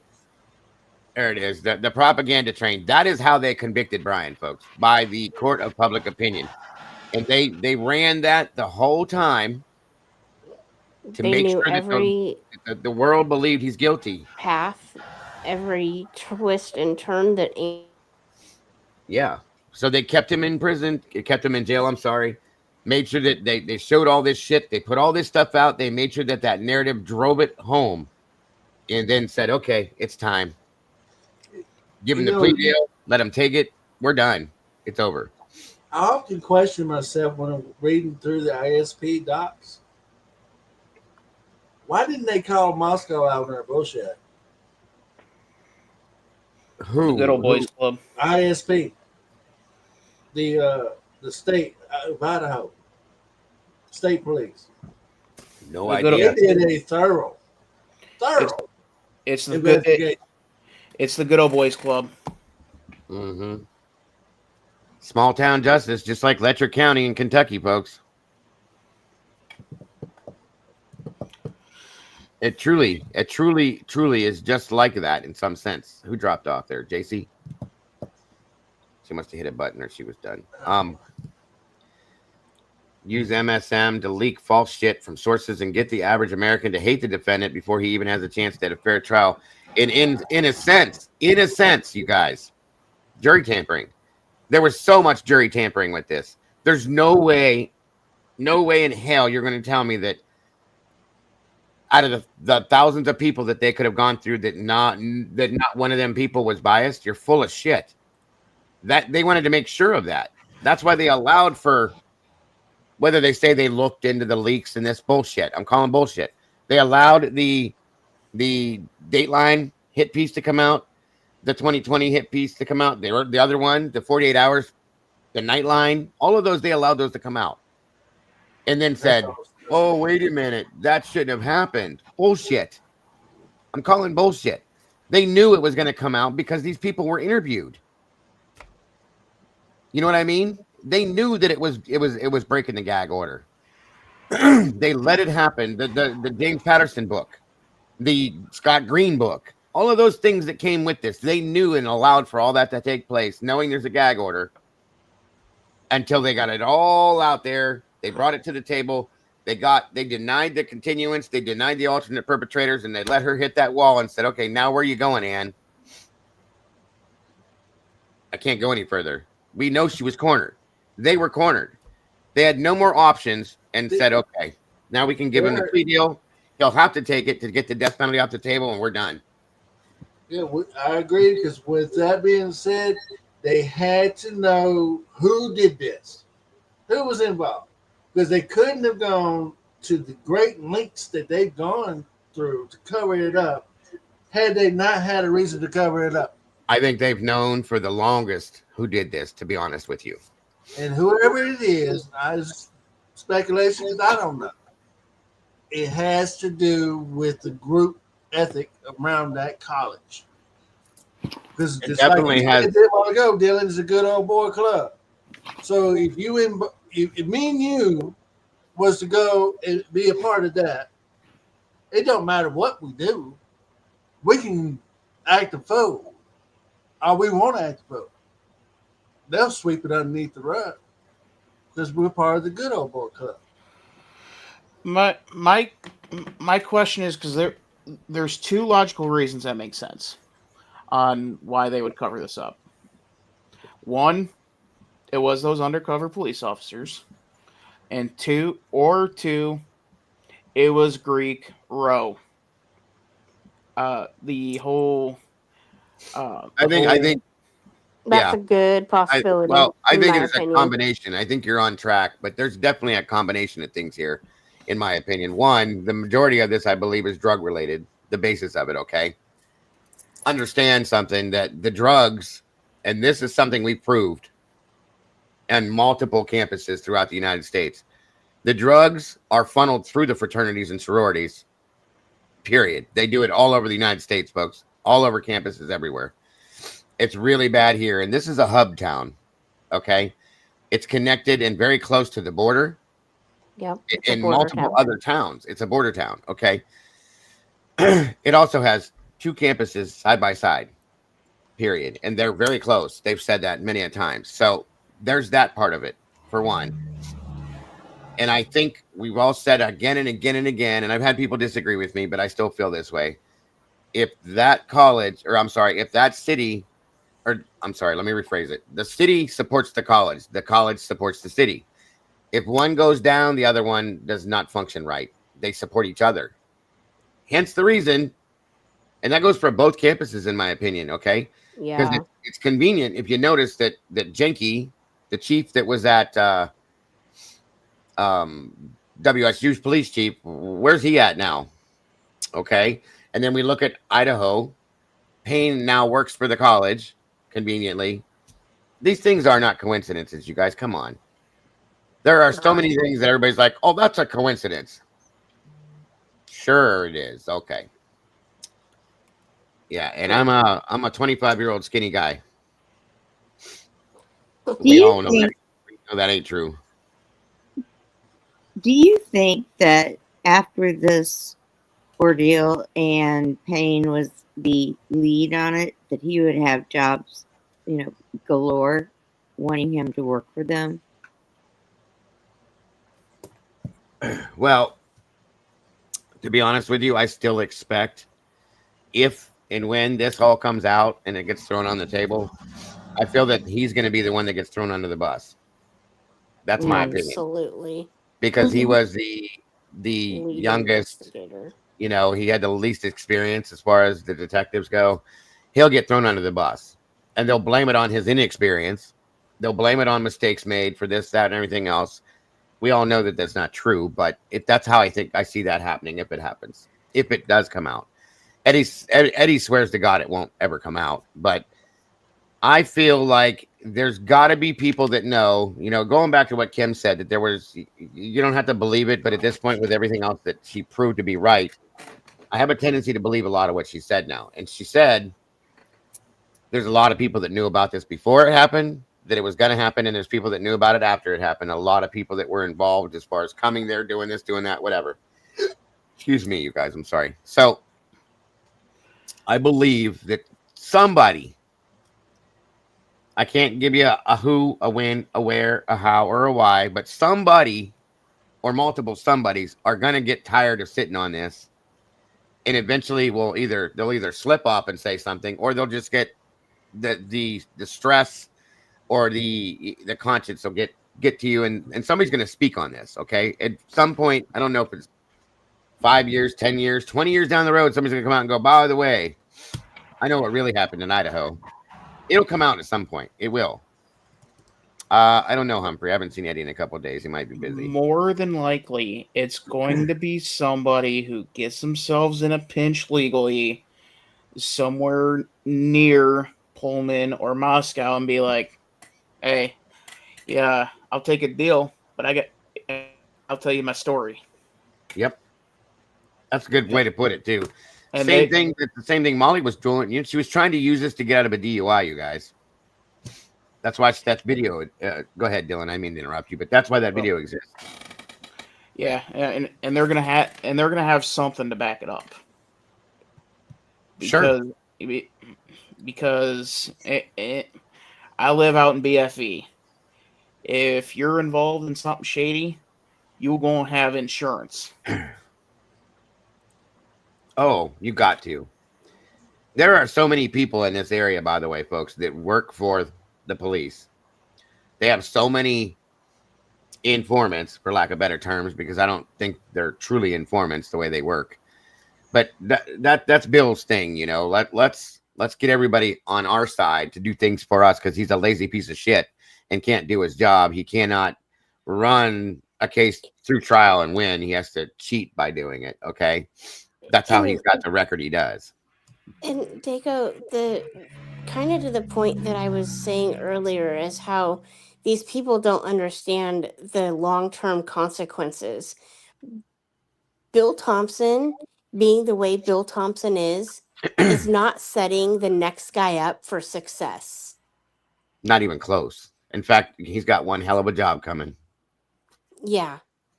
The next prosecutor, good luck to you, my friend. Don't even take the job. Yeah, while you can. Because Bill has not set a good precedence. And no, because they're going to expect things to go. That's part of the problem with Moscow, folks. They have always done things a certain type of way. That's one of the things Sarge has screamed about for 2 years. They are so used to running their show the way they run their show. They just do it. Everybody just does what they're told. No matter how it looks or what it is, they do their job and they move along. They don't care. But I wonder if the next guy appointed won't be also brainwashed. You know what I mean?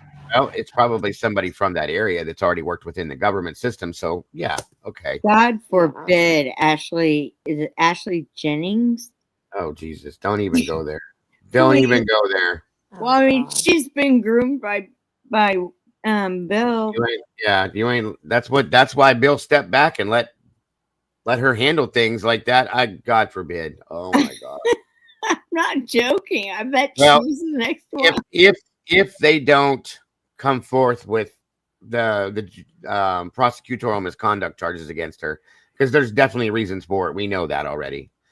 Again, if he ever gets, DOJ just needs to step in. That's all there is to it. That's my absolute feelings. Hell, bring the flipping president back on this and say, look at all of this, and you tell me this is okay.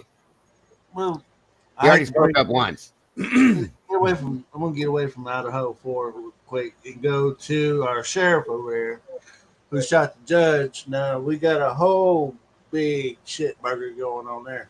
Oh yeah, we're coming up to it. We're going to be covering that tomorrow morning again.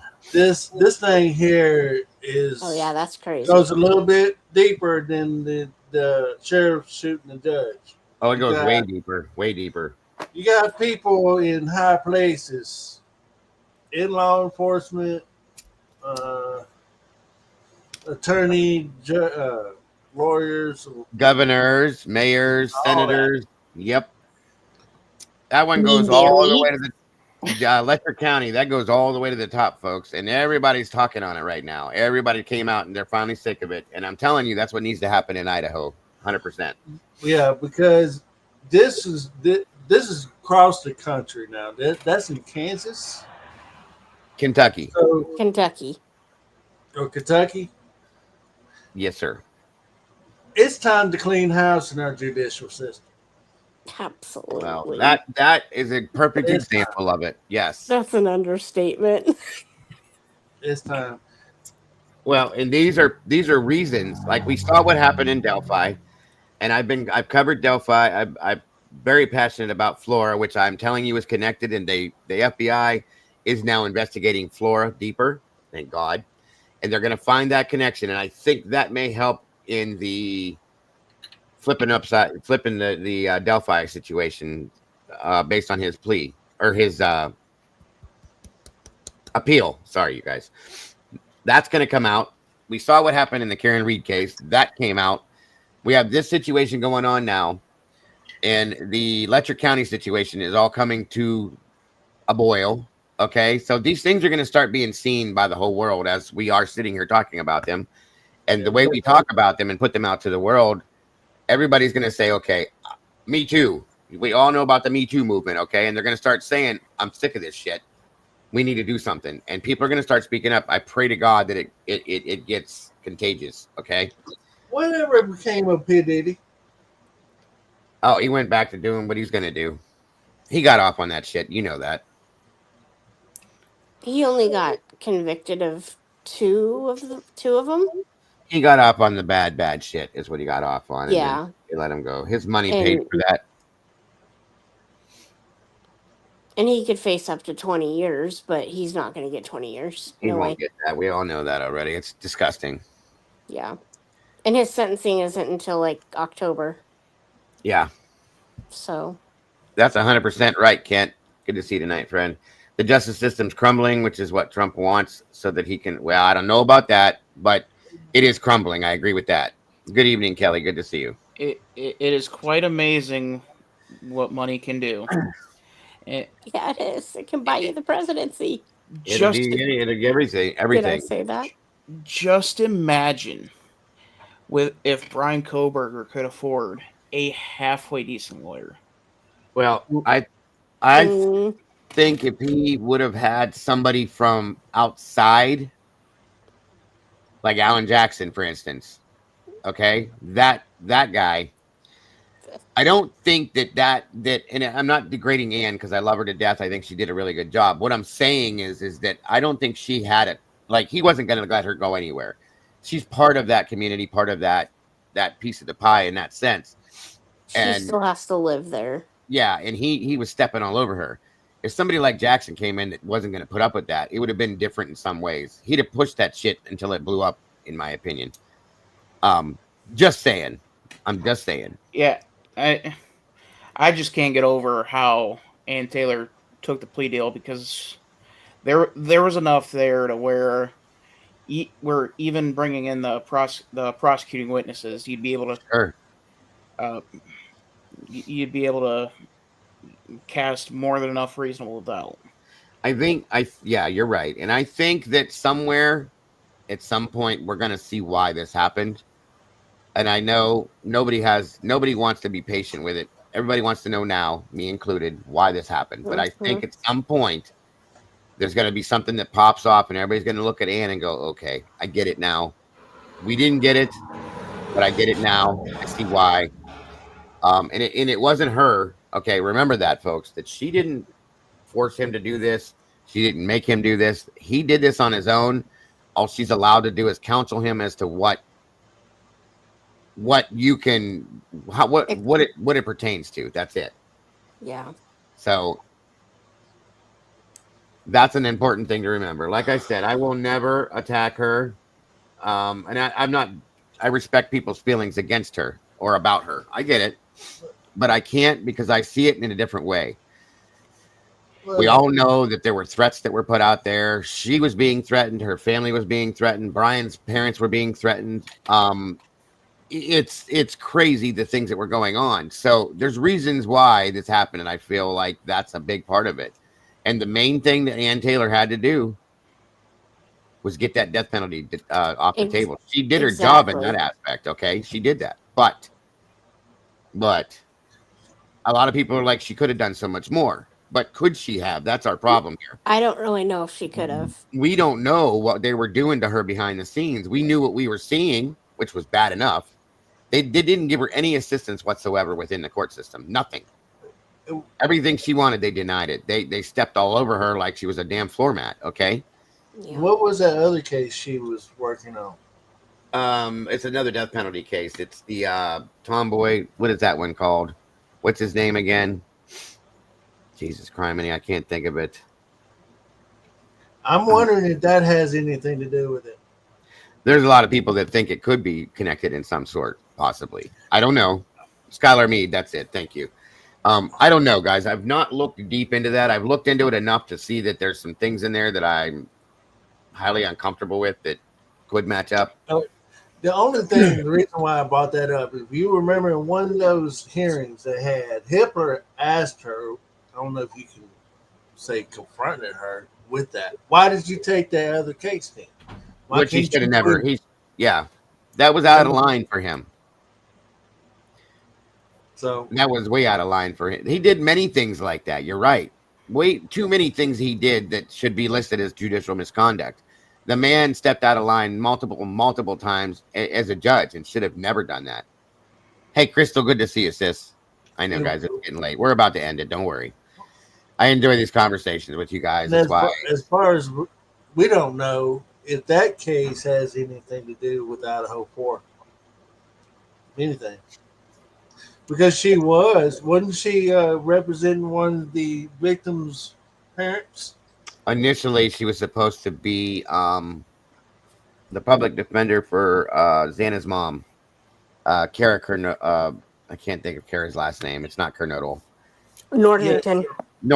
Kara Northington. Yeah, Xana's mom. She was supposed to do that, and then they worked it out so that wasn't going to work out that way. Docket says habeas corpus is still an option. It absolutely is, and I still believe isn't the help me out here, Docket. I know you looked into this stuff. Isn't the Garza situation something he can still? Isn't that still proactive for him?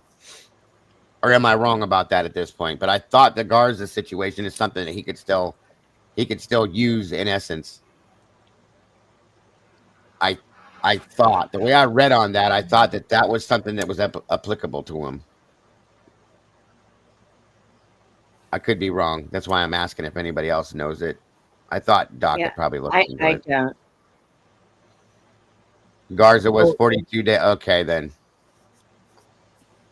I'm trying to think of what could, as far as Ann Taylor's, because I know whenever they did the change to Boise, she came out and told Hitler that she was having financial issues at that time.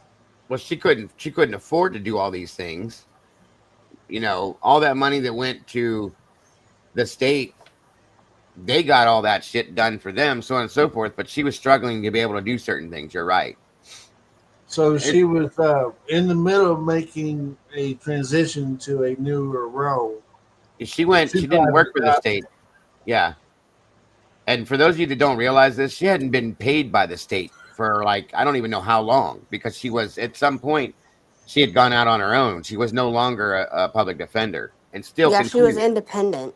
Yeah, she was doing her own thing at that point. So, and wasn't being paid. Okay, so she was still, that'll tell you right there. She was still doing this and not gaining anything off of it. So I thought that was kind of interesting. I was at least hoping for an Alford plea. That they needed a an attorney that had experience with the death penalty. They However, would. but they don't need a judge with experience with the death penalty. He did. He was death penalty certified. From my understanding, he was. He was. I thought he was like. He did before he did the malpractice stuff. He did other things, and I believe he was death penalty certified.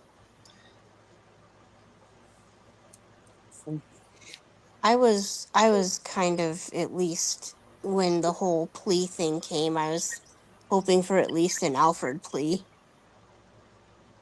I agree. I was hoping for something that gave him anything. I mean, I always wondered if that was a possibility.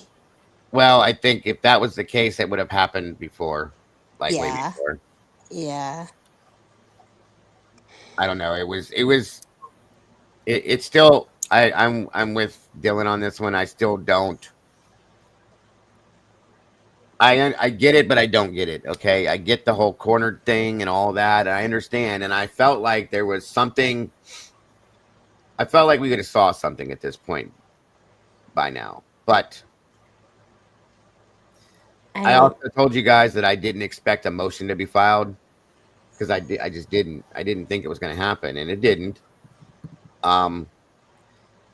I don't know what's going to happen. I don't, Anne made the statement that they weren't going to be stepping out, making statements or doing anything, that they were going to spend their time continuing to work for their client. And Anne never put any paperwork in showing that they have pulled back from being his defense. So there still may be something going on in the background that we don't know about. I know that sounds like a reach, and it probably is. And maybe it's just wishful thinking. It's Dago holding on to hope.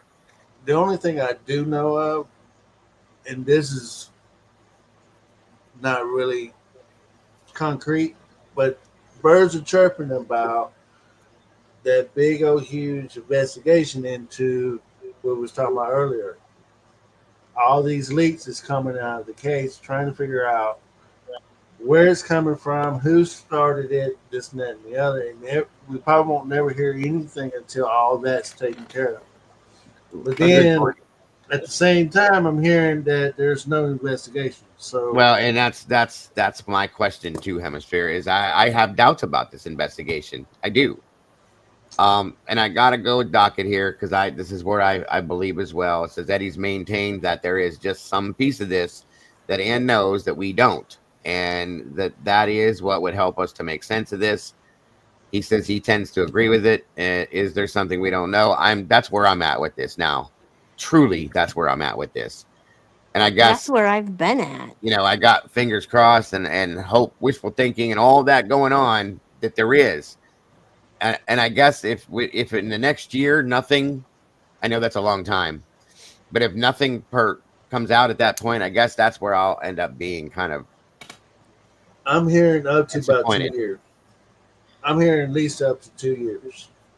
Well, I think if we don't hear anything within the next year, I think that's where my disappointment's going to come out and start playing itself out. Well, but I always asked if Steve G and the family, and I guess I could categorize the families, know something that we don't. I don't think so. I think they know. At this point, I don't think so. No. If anybody knows anything more than Gonsalves or us, I'm gonna give you right now. I think it's the Chapins.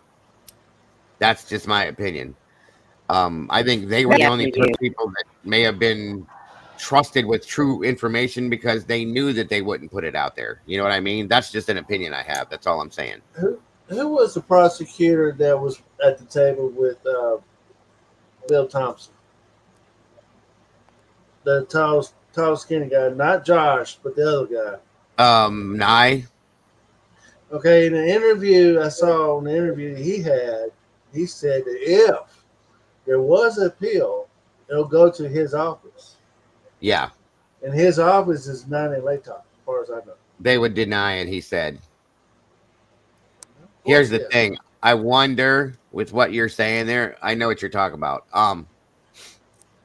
I think that this may go above. Okay, I think that could be what the delay might be. That they're working on going federal with this, possibly, maybe. It's just an opinion and a thought that they may be trying to go up and out of these court systems because they know. That's what I'm saying. So how it would work, I don't know, you guys, but that's just my thought, that they're trying to get this the hell out of there and get into a higher court system, possibly. I think. Go ahead, Jay. Oh, okay.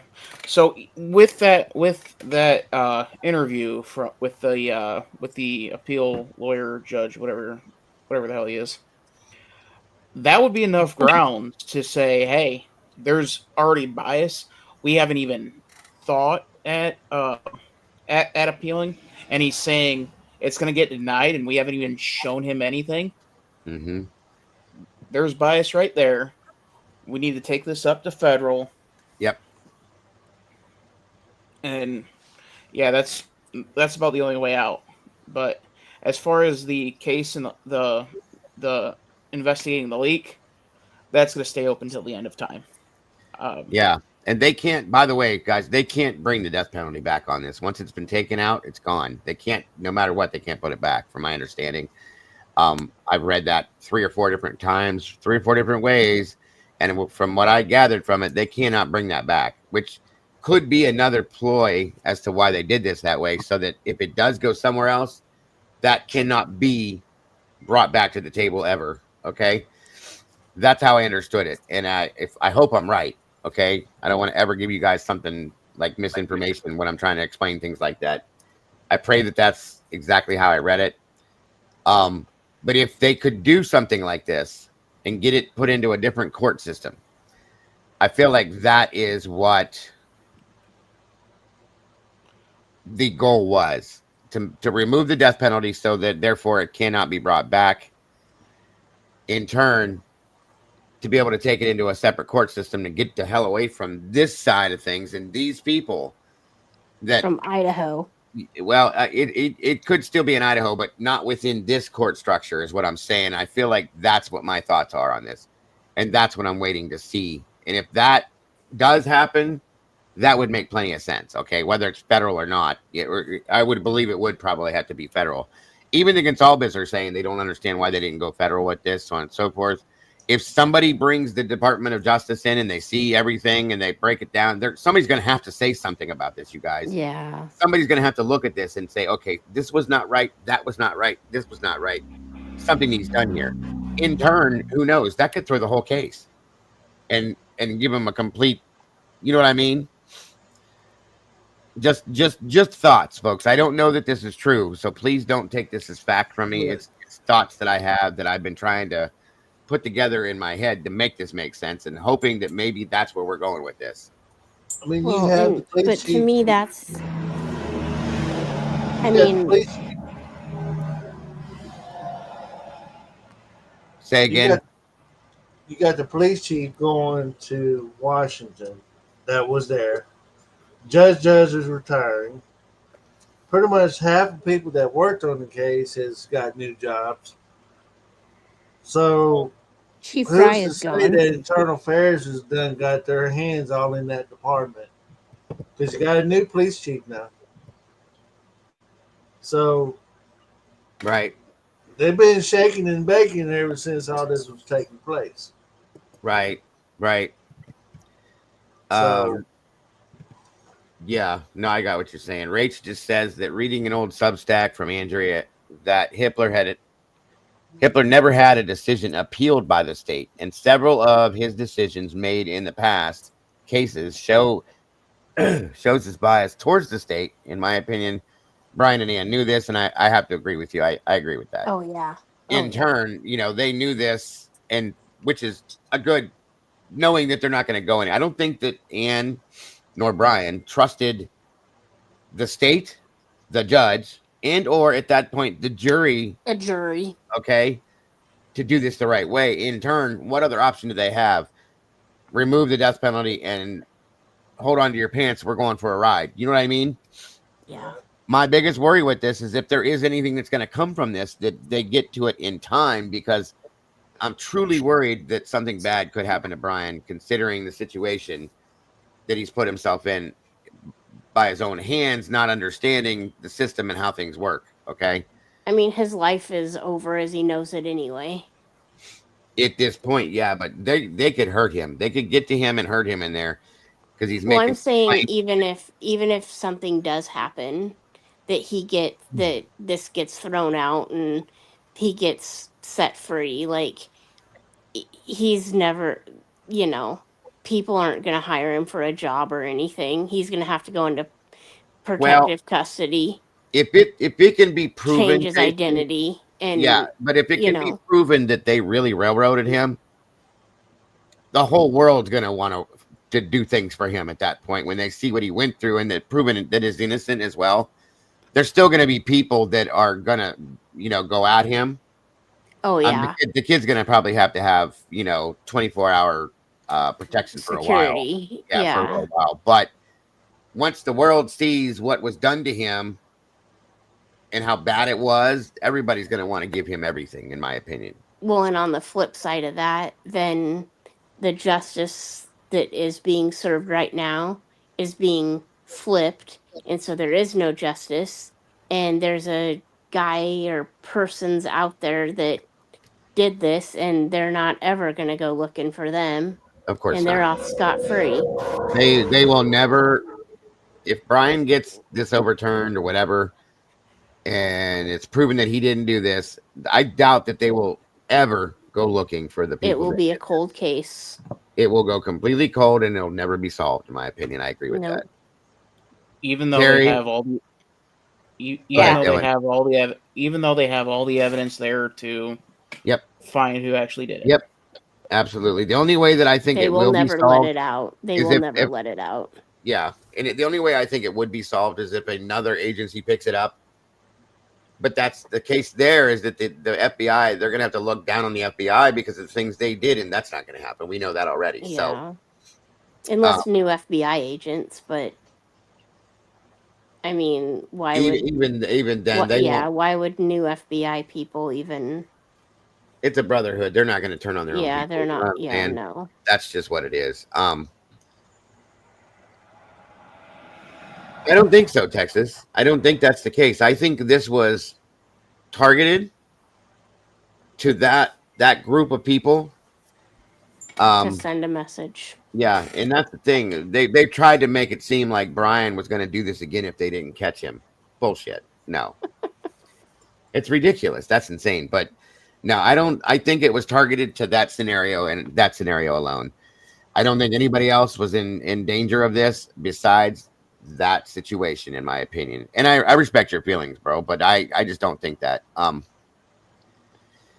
And it's really weird that he does have some, past, issues, but nothing like that. And his first big commitment is a a quadruple. He just he wasn't he wasn't leading up to that or anything. You know what I mean? There was no I'm gonna do it once, and now I'm gonna go for 2, and now I'm gonna go for 3, and now I'm gonna go for 4. This guy is not. This is not a serial situation. It's only because there were 4 people killed is why they're looking at it that way. Brian Koberger showed nothing that proved that he would ever be that person. Violently. Things that he said that he wrote about himself was because he didn't understand himself because he was never diagnosed with what he has, until later in life. And that's the struggle that he had throughout his life, was not understanding himself. And if you don't have that diagnosis to know what the hell you're going through and understand why you feel a certain type of way, it doesn't make you a killer. It just means that you don't understand the emotions and the feelings of the autism that you have. I have a child that I went through that same thing with until he understood it. Okay, this is why you feel this way and why you act this way. None of that stuff pointed to him as being a killer. He was awkward. So he's very awkward and an interesting character. Yes, and all the stuff that came out from his coworkers at WSU all came out after he was arrested. Remember that. That's the interesting part of that whole thing. So I don't believe any of that. One of the So reasons the main reason I asked if Kane could probably name his job is because he works now for the university, and it wouldn't surprise me if that's to keep him here under the thumb. it could be. It could be.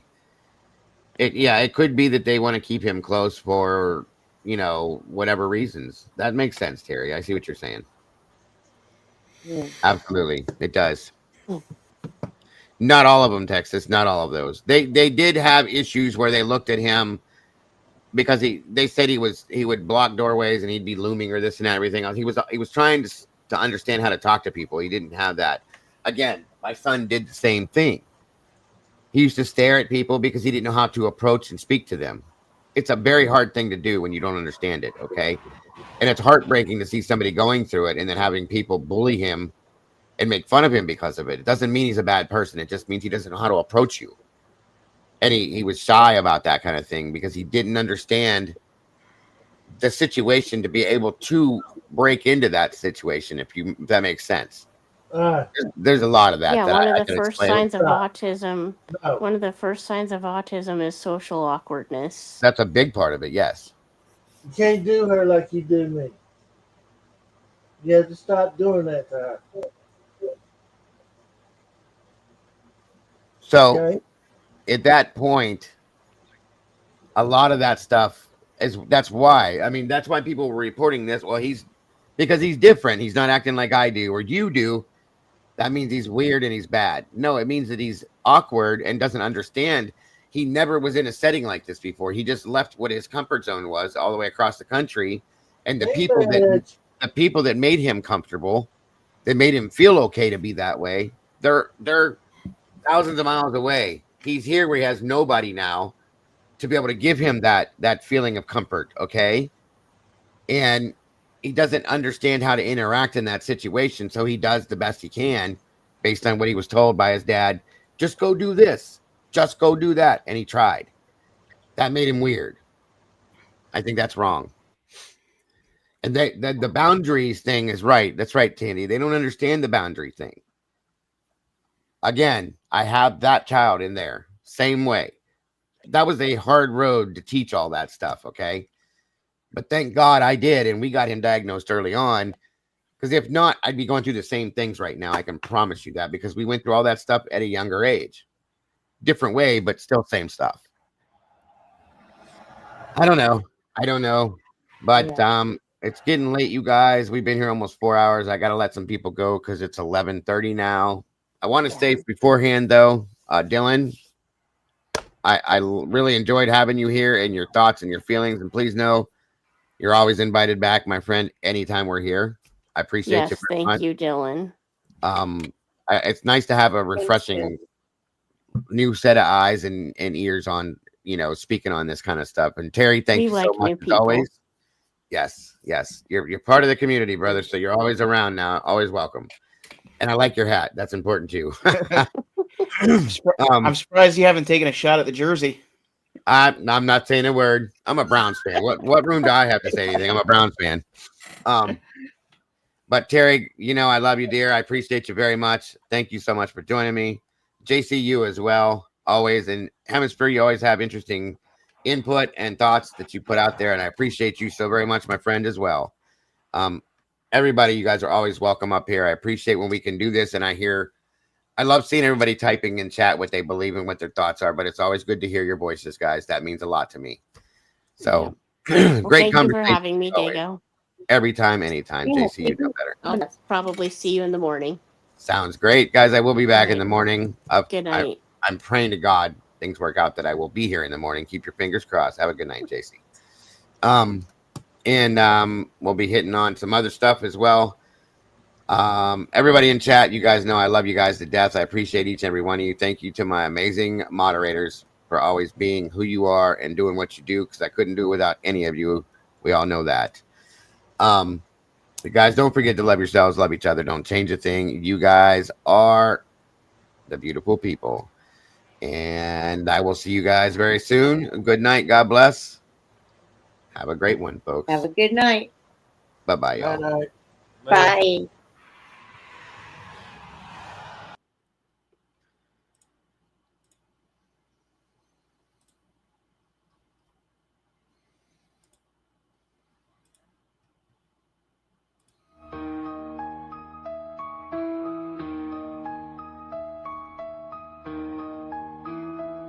Blood on the menu, coffee served blacker than a night raid. Knives out, silverware sharper than a switchblade. Cops on the block, sniffing scents like a bloodhound. Sharp lines drawn where intrigues get gunned down. Orders come quick, whispers in the steam rising. Crooked deals, blue truth drowning, no compromise in this cafe and quaint. It's a scene out of nightmares. Lugs clink, but the sounds laced with despair. True crime cafe where secrets spill like cream.